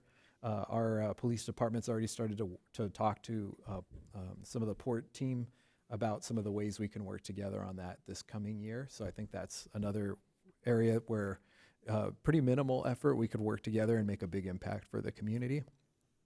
Sort of related to that is item 3, which is security of the port and of the community. And it's just looking at ways that we can work together. Our police department is the port's police department. Our security, it impacts the port's security and vice versa. So looking at ways we can partner to harden both the city or the port hardens the other and helps our community. And then number 4, the port has made a big impact in recent years, receiving several grants for green technology, clean technology, with a goal. They have a aggressive goal to become a green, or to be a green port and to become more of a green port.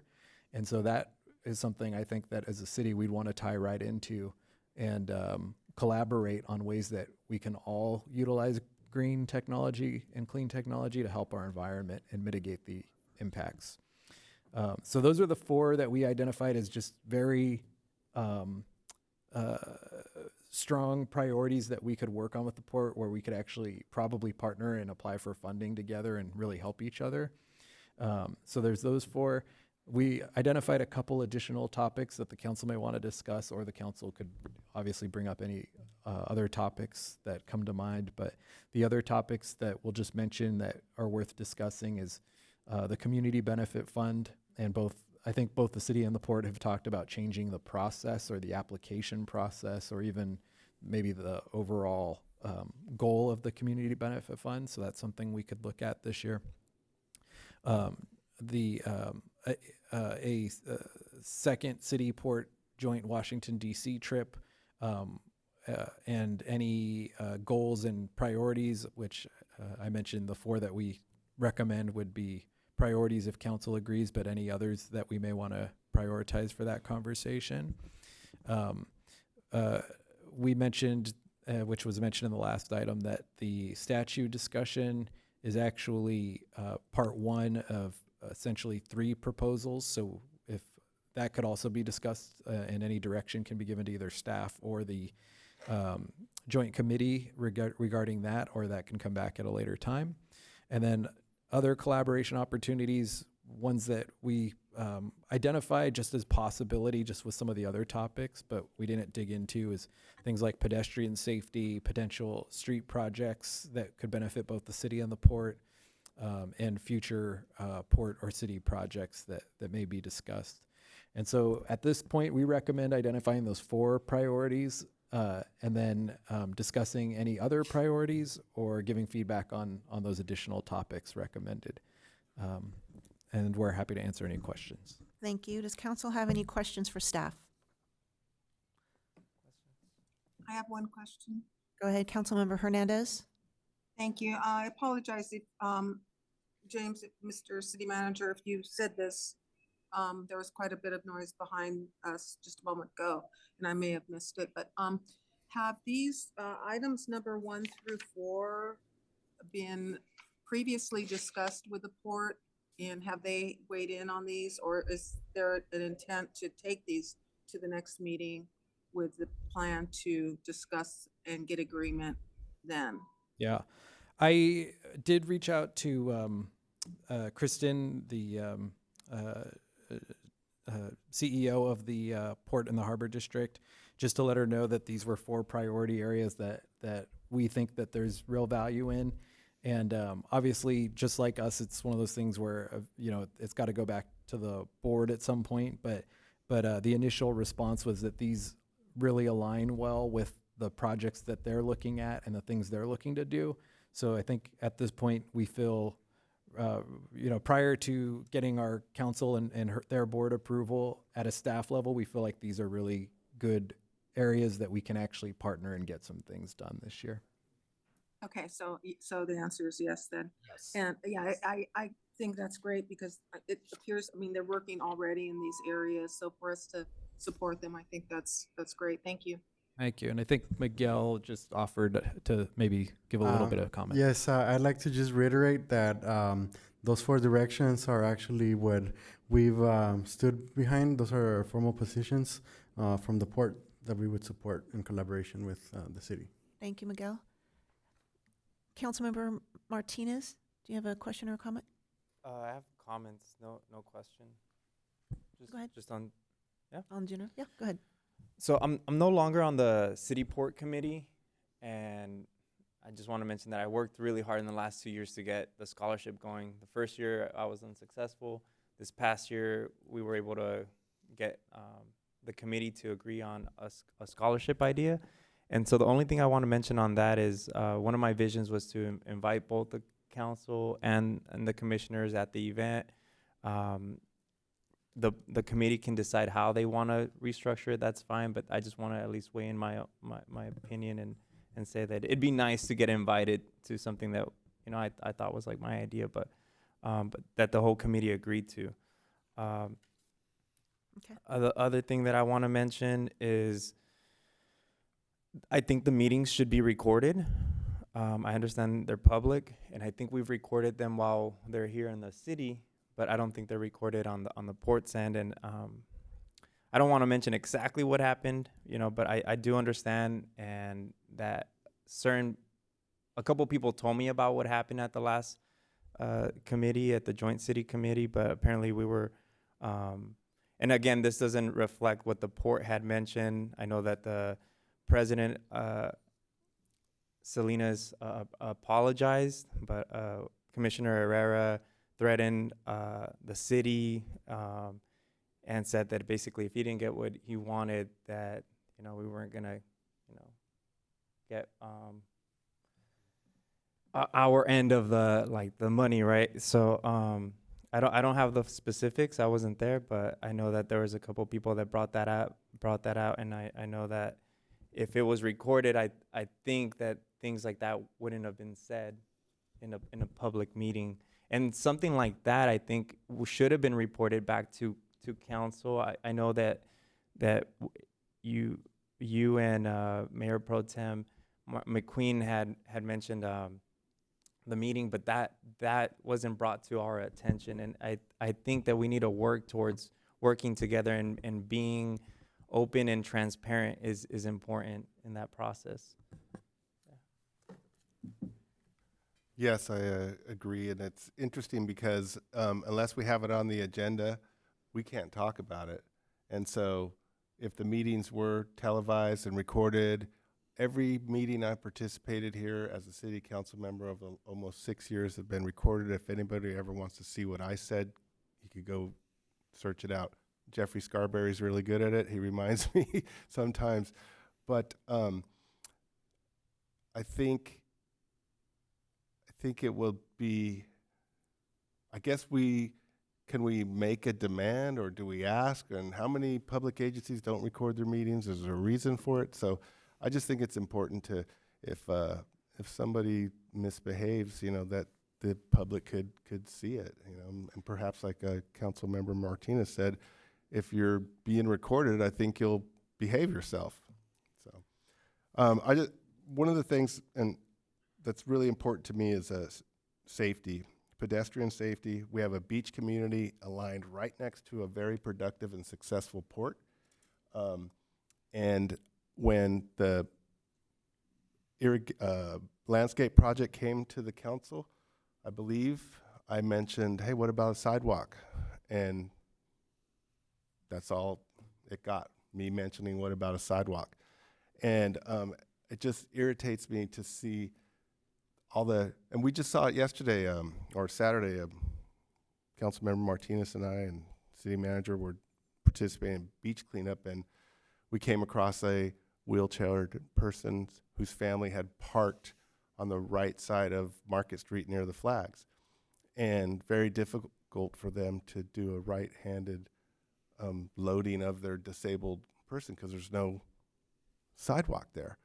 And so that forces people to have to get ready to take their walk on the left side of the car, which, if you're a CHP officer, you are not allowed to do a left-sided approach for obvious reasons. It's dangerous. And so those are the type of collaborations I hope that we could have in the future, because the port did a beautiful landscape project, but there's no sidewalk. And it would have been nice to be able to at least have a conversation about why or when. And then you'll see in the next item, when we talk about pedestrian safety, you know, that's a conversation that we really need to have with the port, and we need to collaborate, and we need to work together as a team to protect all the walkers. And there's literally hundreds of them.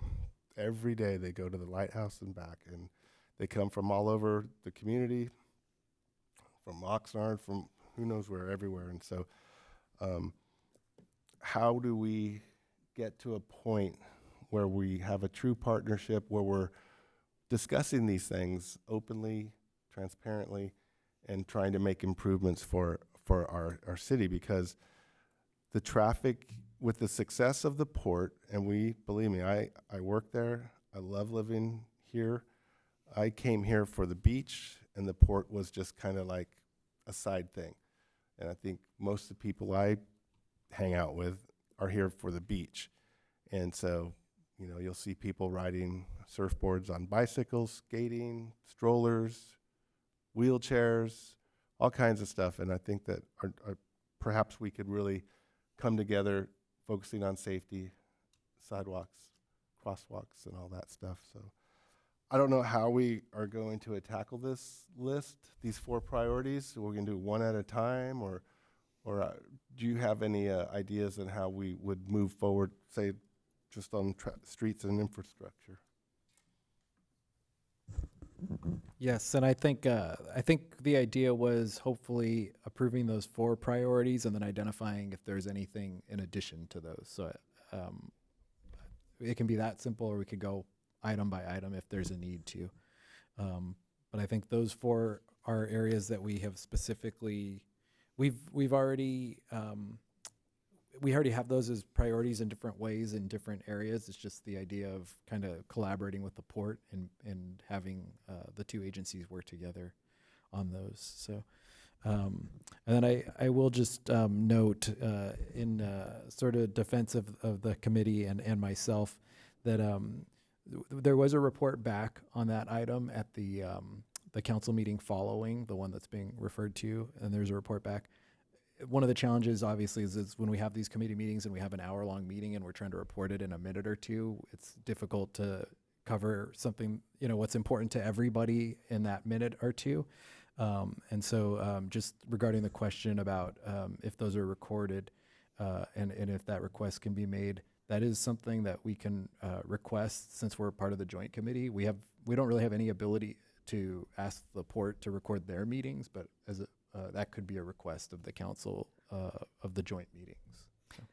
Thank you. I have a comment as regarding the last port city meeting and why it did not report out on that conversation, because it was petty and not the belief of the entire board there. It was not the opinion or belief of the port commissioners. And in fact, the president made a comment that they did not support his comments. So I'm not going to report out on an individual's opinion that has no bearing on what takes place in the city council, just as individual city councils and their opinion won't be reported out. It's an opinion of one person. And technically, he's not on the committee anymore and won't be a part of the process as it is. So I didn't feel it relative to report on petty stuff. There were a lot of petty things said, and I could have spent 20 minutes talking about what went on, but it just wasn't important, and it wasn't the purpose of the meeting. And I believe that the others, Mayor Pro Tem and City Manager, believe the same thing. It wasn't worth repeating that diatribe.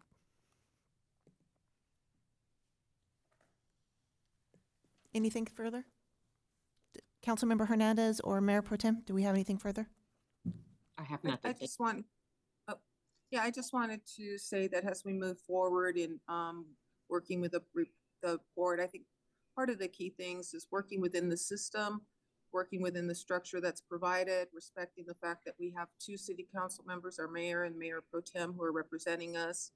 I think we should make sure that we schedule time on the agenda to schedule a discussion and be able to express the will of the council, not the will of individuals who are representing us, as I've seen in the past. And I think we need to really just keep it positive and work in a professional and courteous way with the port as best we can. Because we're not going anywhere, they're not going anywhere, and having a positive working relationship, I think, will produce better results than being negative or going with our hands out or overly criticizing them. I think we just need to be more positive in our relationship with the port. And I'd like to make a motion to approve the item. First, I'd like to find out if there are any public comments on this item. No public comments. Thank you. So we are to receive information regarding the Joint City Port Committee meetings for 2024 and provide direction regarding priorities. You made a motion. Would you like to specify what your motion is? Specifically, what motion you want to make? Councilmember Hernandez? That was a motion to receive and file? No, there's actual further direction to approve the, Can I make a motion to approve the 4 Yes. priorities and also invite us to the scholarship ceremony, both all the council and all the commissioners, and also to make sure that we record the city port committee meetings? Yeah, I'm sorry, I was in the middle of a motion and was interrupted. yes, so hold on, let's back up. We had Councilmember Hernandez who was defining her motion. Yeah, I would like to go ahead and recommend that we receive and file this item, that we move forward with the goals as stated, and that we, and I'll amend it to respectfully request that the future meetings be recorded for the benefit of transparency and for documenting the discussions in the meetings. Is there a second? Second. Any further discussion? Can I still make my motion? Yeah, I'd like to make a motion. It's very similar to Councilmember Hernandez, with just adding that we'd be invited to the scholarship ceremony. Second. Can we discuss a little more? Yes, you have discussion? You have a comment to say? Yes. I don't recall. I don't know about the scholarship presentation. And is it in our report here? No, it's it was a community benefit fund project that was approved last year. Okay, so Last fiscal year.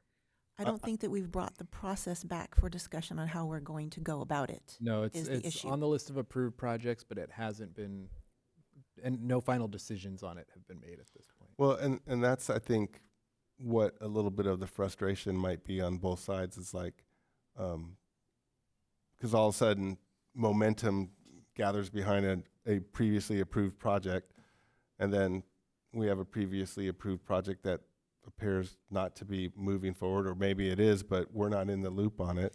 Well, this is how it's been the entire time. Right. This is Which is why I think it'd same be great to process be that we've been following. I think Right. we're gonna vote on it being recorded. So Yeah, I agree with that. I just want to, trying to get my thoughts So to organized answer your here. question, the scholarship has not been finalized. It is on the list of approved potential funds, but nothing further has been done with it. So Okay. it still needs to come back for discussion and the process brought. Okay, so the current motion on the table is? Did you second his motion? It's Yeah, I to did. proceed with the 4 goals as stated, request future meetings, joint meetings be recorded, and the request to invite us to invite the all council members to a scholarship ceremony. ceremony was And the idea. all the other details, that's fine. I'm okay with the committee deciding. Yeah. And I would just like to suggest that we revisit the community benefit fund, because I think it's, I don't want to use the wrong word, but it's kind of silly that we have such a great opportunity to award a kid a scholarship, and then it languishes and gets put on the back Point burner. of order, we have a third, now it sounds like we have a third motion on the table. And I would just like to, at some point, maybe visit the how the community benefit fund process. That is part of the staff report that it is going to be rediscussed. It was brought to us by the port who wanted to do the same thing. Okay. So that is coming. So let's proceed with the second motion unless there's going to be a third motion. Any third motions? Okay. Please take a vote, Madam Clerk. Councilmember Gama, Yes. Councilmember Hernandez, No. Councilmember Martinez, Yes. Mayor Pro Tem McQueen Lejeune, No. and Mayor Perez. Yes. Motion passes 3-2 with Councilmember Hernandez and Mayor Pro Tem McQueen Lejeune voting no. All right. Moving forward to the final business item, the Reflect Yourself Pedestrian Safety Campaign. Will staff please present the report? And I am to assume that Councilmember Gama is presenting? Yeah, if I could just give the introduction and explain quickly that on February 5th, Council received a request from Councilmember Gama to place an item on the agenda to allow for discussion of a proposed Reflect Yourself Pedestrian Safety Campaign. It was approved to place on the agenda because the safety campaign was proposed and envisioned by Councilmember Gama. Councilmember Gama will provide that proposal to the council, and then the council can make decisions on proceeding as appropriate. So with that, I will turn it over to Councilmember Gama. Thank you. Thank you, City Manager. So I have a background in risk management. I spent 17 years working on pedestrian safety projects for 6 comprehensive high schools in the Oxnard Union High School District. So I am qualified to speak on this matter. And I have witnessed many close calls in our city. And so my wife came up with this Reflect Yourself. And so, but this presentation is a pedestrian safety campaign with a catchy name of Reflect Yourself. So this just isn't about making yourself visible, but it's more so about all the components involved in a pedestrian safety campaign. I know our chief is here, excited to hear what we have to say. He's yawning as he's yawning. Anyway, so you know, high visibility is the best way to reflect yourself. And I'm not going to sing to you guys again because I already sang this to you before. But phase one in our in this discussion is let's do the small cost items that have a big impact. And so there's a lot of little things we could do that will have a big impact to improve pedestrian safety. And you know, timing is everything. And it's kind of interesting that in the Ventura Star today, there was it was yesterday, there was an editorial about looking both ways, and it was detailing all the pedestrian deaths that we've had in this county, most notably Carmen Ramirez and another high-ranking Oxnard official, and both of them were killed in a one of them was killed in a crosswalk. And so, so phase one of this proposed ideal is to look for low-cost, big-impact items. Here's an example of some low cost, maybe perhaps a big impact. The thing about risk management and prevention is if we prevent people from getting run over in a crosswalk, we never will know about that. So we just have to go with our best gut feeling, like what can we do to improve safety in our community, and clearly encouraging people to make themselves visible is a really good first step. You know, at the school level, I'm pretty sure a lot of the things that we've identified that we need to do, I know that we're already doing it. And education, safety campaigns, you know, this is where we have an ability to educate young kids why it's important to use a crosswalk, why it's important to be visible. And so I know that we're doing these things already, but maybe we could double down on it and come up with a newer, more modern, effective way of addressing educational campaigns. And there's a really big need for this right now because the state of California introduced the 2023 Freedom to Walk Act. And what they did is they decriminalized jaywalking. And so as a result, and these are some quotes I got from public officials, not safer, definitely not safer. It may be good for pedestrians, but bad for drivers, because when I drive and people just cross in front of me, it's bad. As long as you are smart about it, you look right, you look left, I don't see there being an issue with jaywalking being legal now. But the fact of the matter is jaywalking is legal, and it's legal because people of color were being disproportionately targeted by the citations that were being given. But let's not lose sight of the fact that this is safety. We're talking about pedestrian safety. We live in a beach community. We have a beach, we have surfers, we have skateboarders, we have skaters, we have dog walkers, strollers, so we really need to react to this monumental change that came. And I remember a couple years ago, we were talking about they're going to decriminalize jaywalking, and we've never revisited it again. So here we are. Enforcement, the stats speak for itself. The motor concept has been very effective, and I think people are taking notice. I believe that people are slowing down now as a result of some of these enforcement efforts, but very important to keep on that track, and I know that Chief is all over it. Really appreciate the fact that we have a motor available. Community engagement, again, we're doing it. Can we do more? Can we do better? Can we partner with the port? Can we come up with unique programs for community engagement as it relates to pedestrian and traffic safety? Walking, surfing, biking, skating, this is what we want. We're a wellness city. We're a city of walking paths. We have very many activities going on in and around the beach. We just had our 5K, 10K, maybe it's going to be in the future, but we want our city to be a wellness city. We want people to come here, and they do. They come and they walk and they go to the lighthouse, and we want to celebrate that, but we also want to make it safe for them to do that. Phase 2 would be the more difficult stuff. Start planning for future improvements, pathways, crosswalks, lights, accessibility, and other items. Pedestrian pathways, we need clearly marked pathways. We need more sidewalks. I mentioned earlier that, there's a sidewalk missing on Market Street, and there's literally a couple hundred people a day come and walk their kids in strollers, disabled kids as well. Senior citizens walk. Some people have walkers, some people have wheelchairs, some people have motorized wheelchairs. So we just want to become real familiar with our pathways, make sure they're safe, and again, educate, enforcement, all those things that go along with that.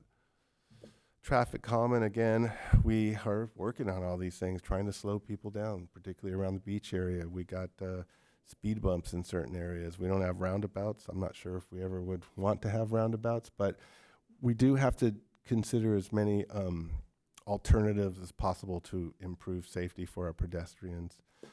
Crosswalk and signage, really important. Yield to surfers. We need to own up to the fact that we're a beach community and there's people with surfboards and boogie boards walking around. And so it's not just pedestrians, but a surfer is a pedestrian as well.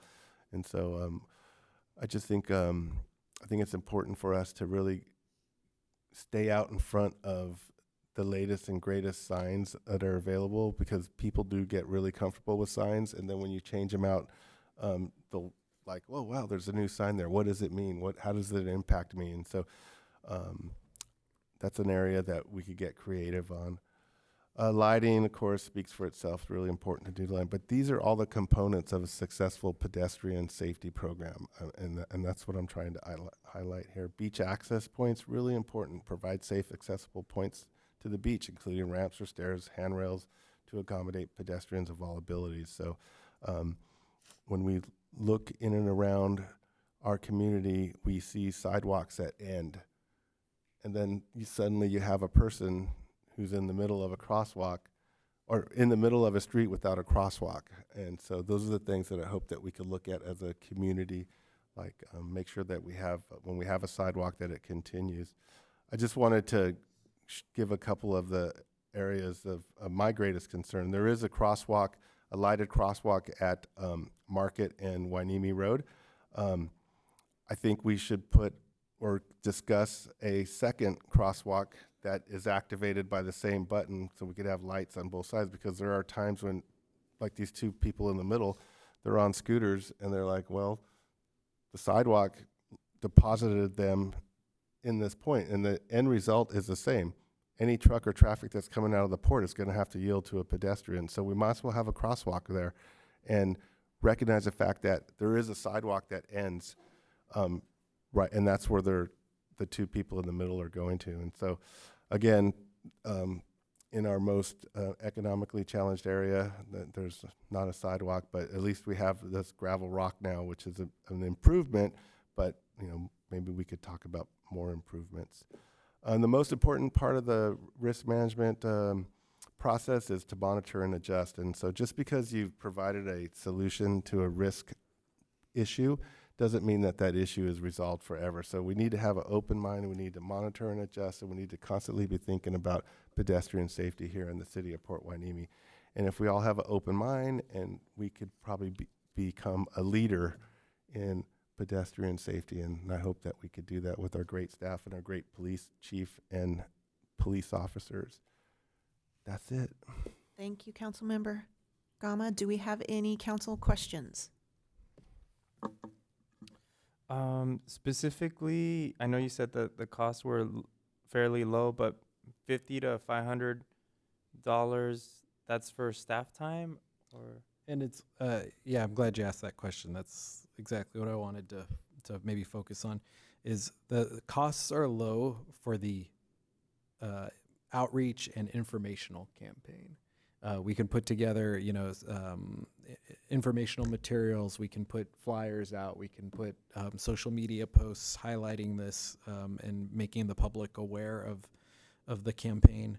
That part can be done for low cost. Obviously, the portions like adding the pedestrian pathways, crosswalks, access points, lighting, those are very different as far as costs go, and those will be talked about as part of the budget. And we talked earlier about, the pension costs and how that's going to have to compete with all the other needs in a couple of months, and these will be other things that compete for our dollars.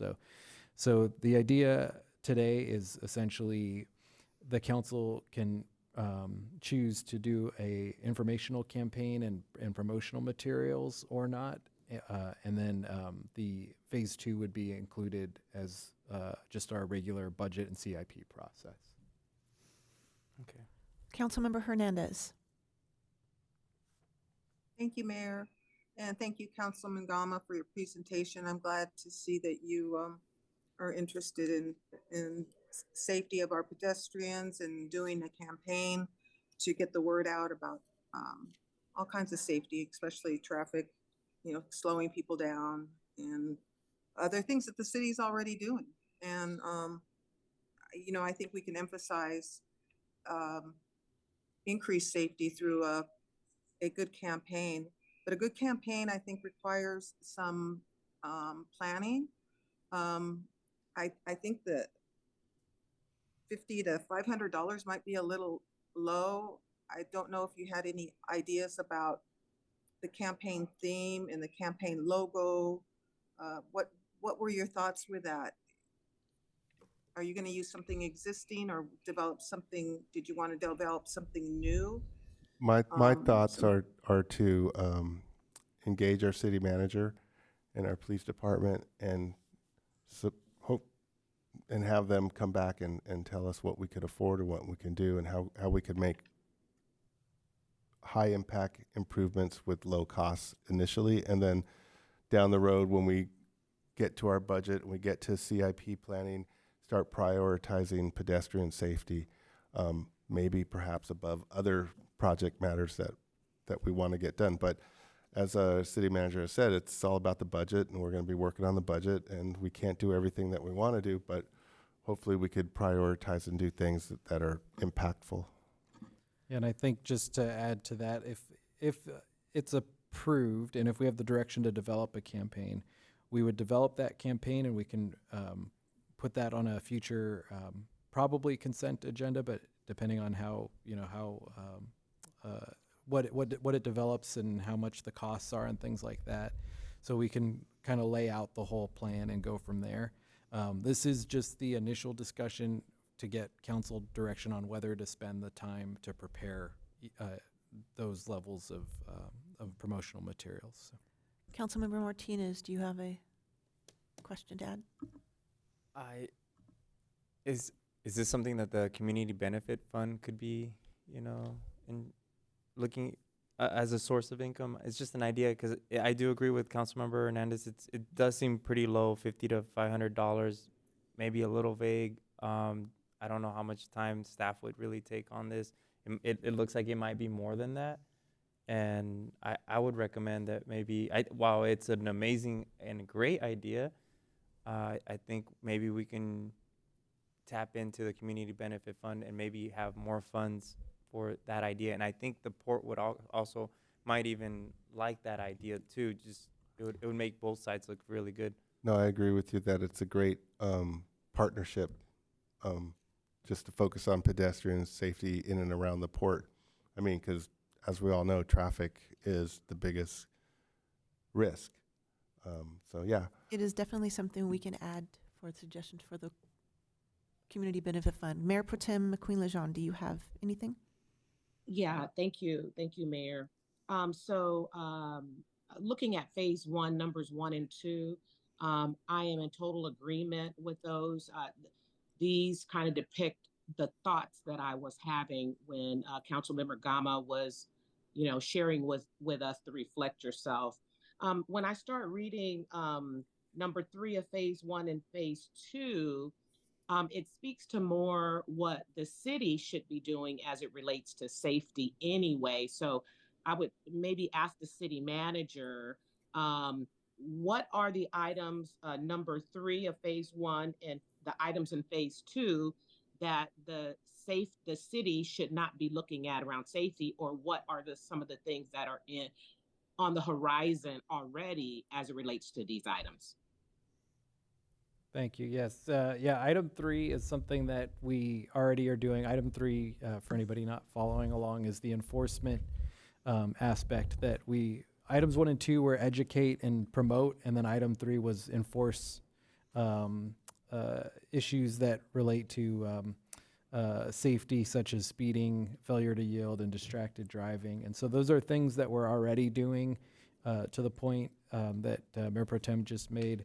And so that's something we can include or that we're doing anyway. So that, it's whether we call it part of the program or not, that's something we can do. There's a couple areas, traffic calming, for example, item 5 on the list. That's another area that we have recently done work on. We recently lowered speed limits. We rolled out the speed hump policy. And so we're already doing that as well.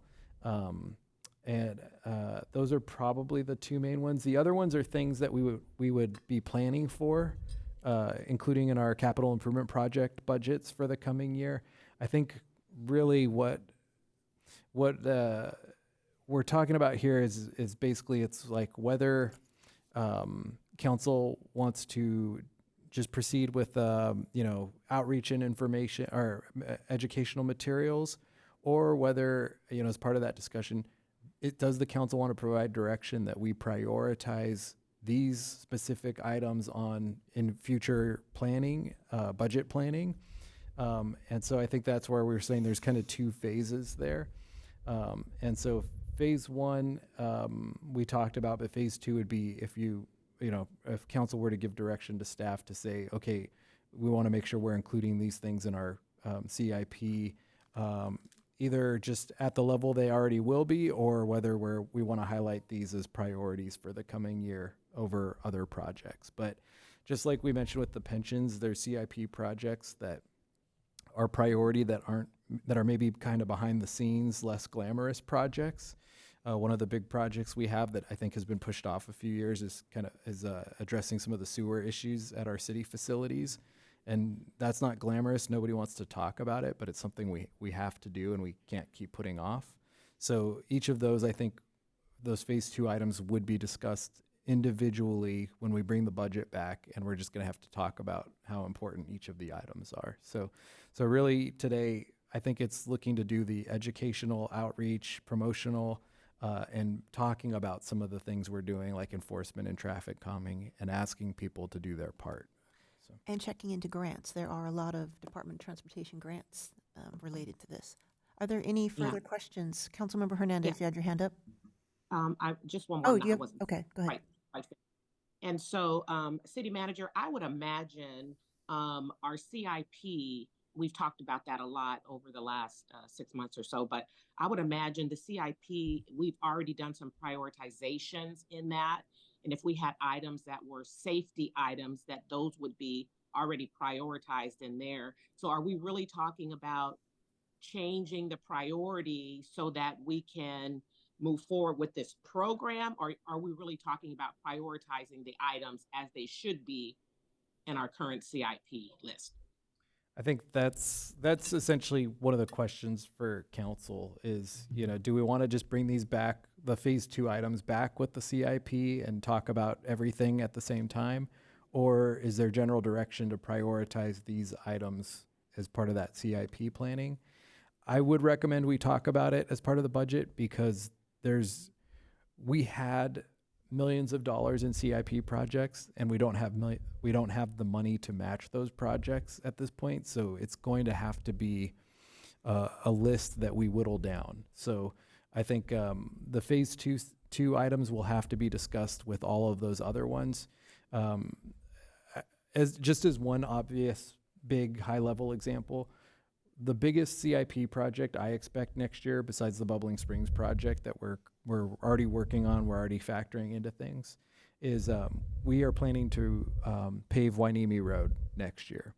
And that alone is estimated to be about $3 million. And so if anybody recalls from a few meetings ago, we are trying to set a CIP budget next year of $2.5 million. So Hueneme Road by itself is already more than the budget we were planning for next year. So it's going to be a tough year as far as prioritizing and trying to do everything we want to do. So I think the thought with how this is presented would be focusing on phase 1 now and the items we're already doing, and then talk about phase 2 as part of the budget process. Councilmember Gama. Would it be possible to reach out to the port maybe at our next port city meeting and talk about pedestrian safety at Market and Hueneme Road? Because that's what spurred this into motion in my mind. I go there at like 5 a.m, and so many times there's people walking in dark clothing, and I get startled sometimes because whoa, where did that person come from? So, but I think it's something that could bring us together. We could work together to improve pedestrian safety right there at that junction. There's a couple great things that could happen if we work together and come up with a strategy to. It's a very busy place for pedestrians and port traffic. I mean, there's just no way around it. There's a rehab facility. There'll be a group of 15 people walking down that sidewalk that ends without a crosswalk and without I've been at the museum so many times where I hit the button across the street to activate the flashing lights for somebody that's crossing where the sidewalk ends across the street. So, a little thing like that, maybe adding a second crosswalk. Yes, it's probably in the $10,000 range, but it's something that we should be able to work jointly together on. Mayor, I have a question and a comment. Yes, Councilmember Hernandez, go ahead. Yeah, I didn't get to finish my questions. So can staff in our action here be requested to come back with data on where our most severe pedestrian hazards are located within the city? There's got to be some information that drives our future actions and decisions regarding placement of sidewalks and other capital improvement type projects. Rather than just anecdotal, I'd rather do it based on some data and some analysis about what areas of the city we should be targeting. And when the time's appropriate, I have a comment, unless I can just go ahead now. Go ahead. Okay, thank you. So one of the things I've been working on kind of behind the scenes is to ask REACH to stand up an arts committee. And right now there's a grant available that's due on the 22nd. And we were hoping to apply for that grant under REACH. But one of the items on that list would be a artistic crosswalk. As you may recall, during the Wellness fair, I arranged through SCAG to have an artistic sidewalk displayed, and it received a lot of positive response. And we'd like to move forward in securing funding for something like that. We just don't know where it would go, but I'd like to move forward at some point to get funding to do an artistic crosswalk as part of a traffic calming, traffic safety measure. So something's, I'll be sitting down with the city manager and discussing. We probably won't make this deadline for the 22nd, then I'm sure that there will be future grants coming up to do something similar. Thank you. Any further questions? Thank you. Do we have any public comments? No public comments. All right. So the recommendation is to receive a presentation from Councilmember Gama regarding a proposed Reflect Yourself pedestrian safety campaign and provide direction. Is there any motion for direction anyone would like to submit?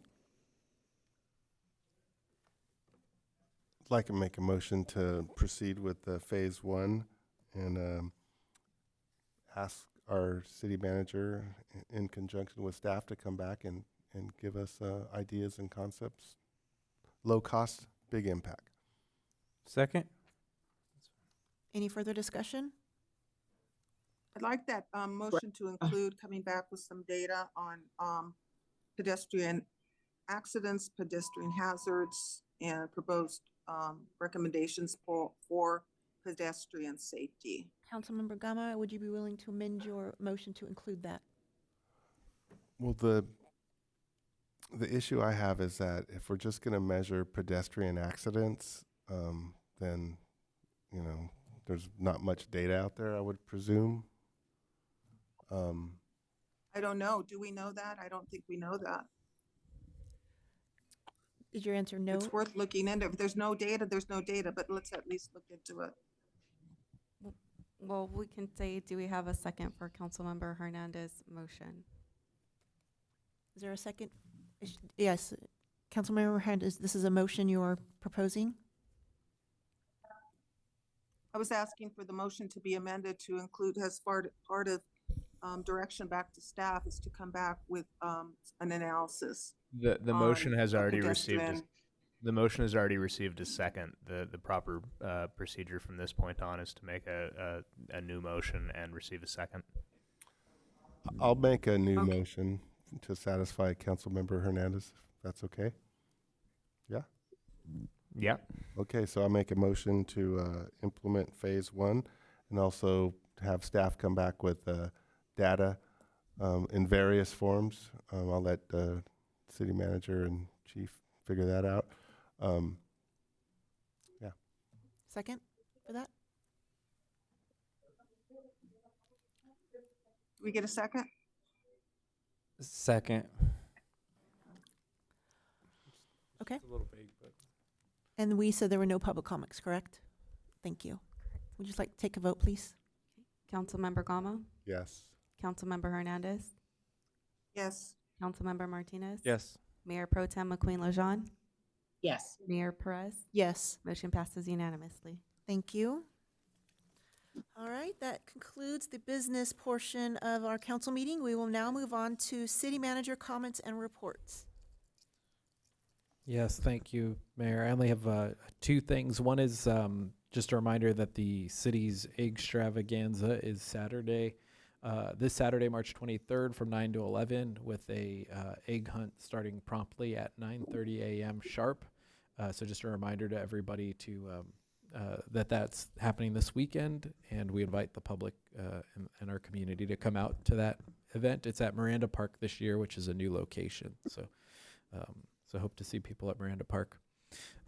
Second, just quickly, some of the items planned for the next council meeting, April 2nd. We're planning to have our second budget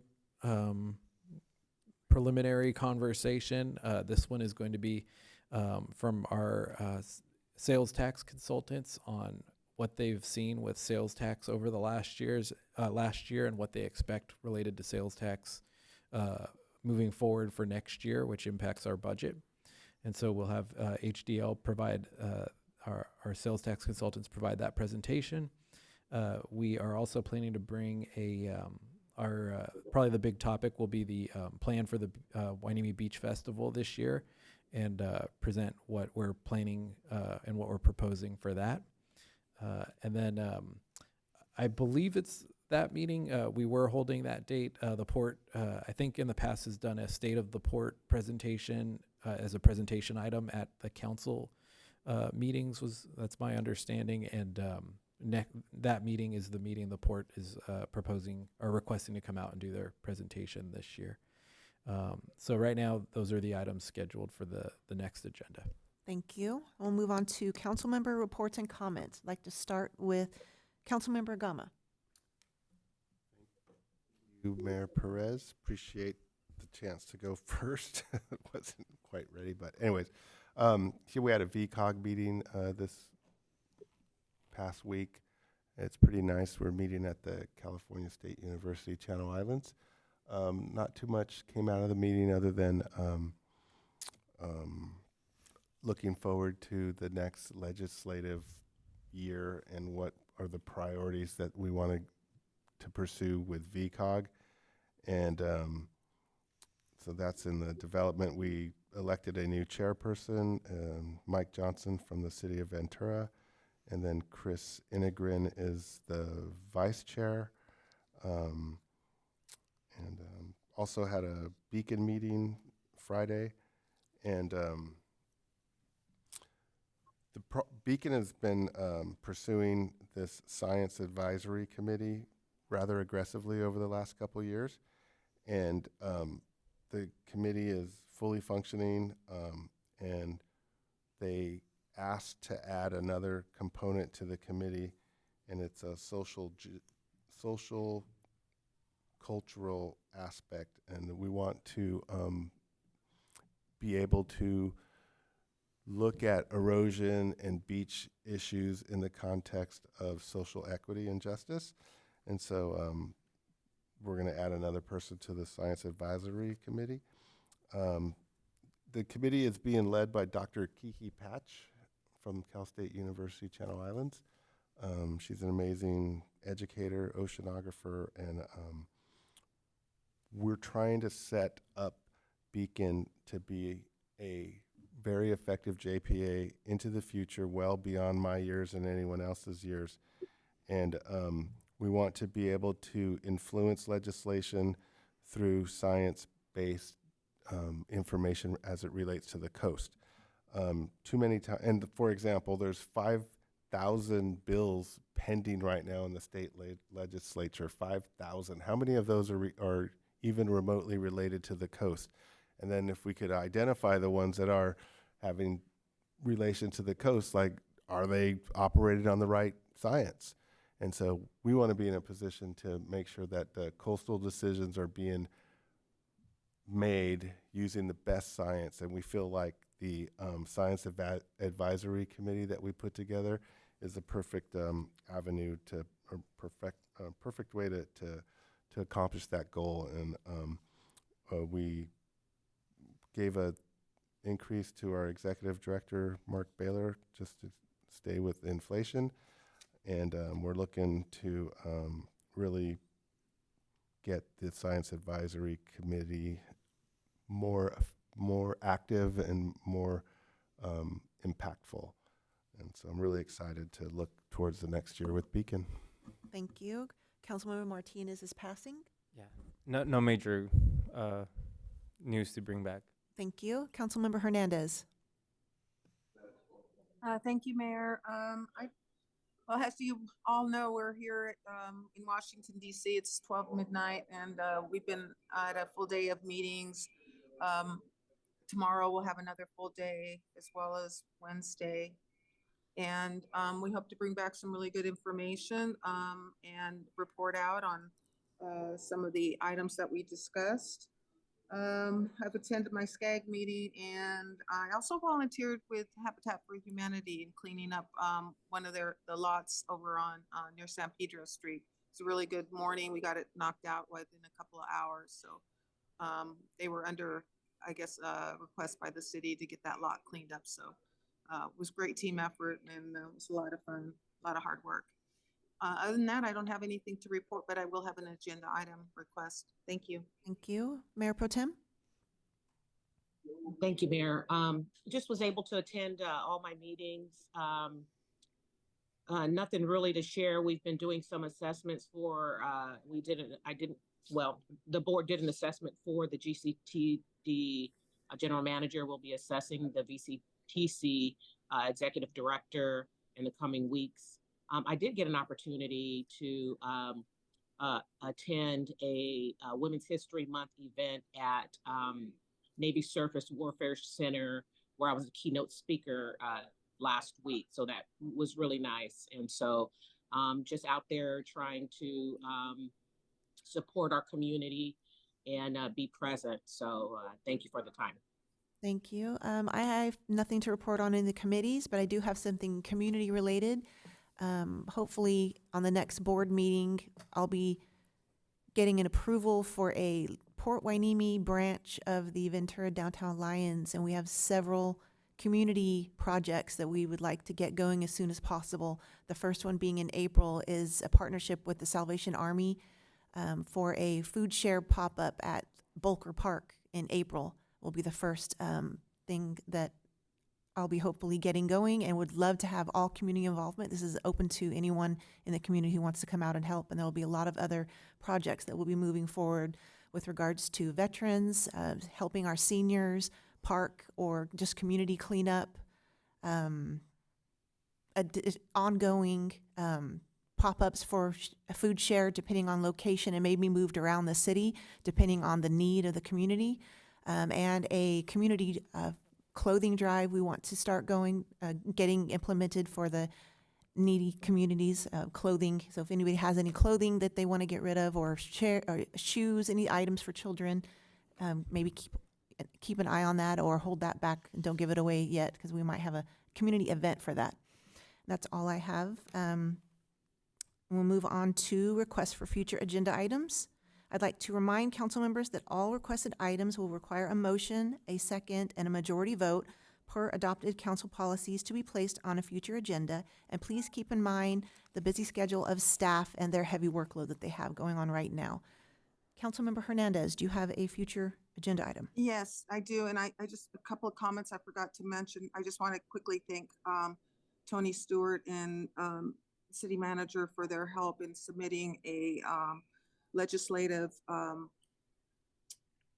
request for attention to some of the issues that we're facing with the accessory dwelling units here in Port Hueneme. The comments they submitted have gone to the Southern California Association of Governments, which is in Sacramento. They're in Sacramento this week doing some lobbying, and they were very much appreciative of the comments they received, and will take them to their discussions with the elected officials in Sacramento. So just want to let you know, James, that that's comments were received and well appreciated.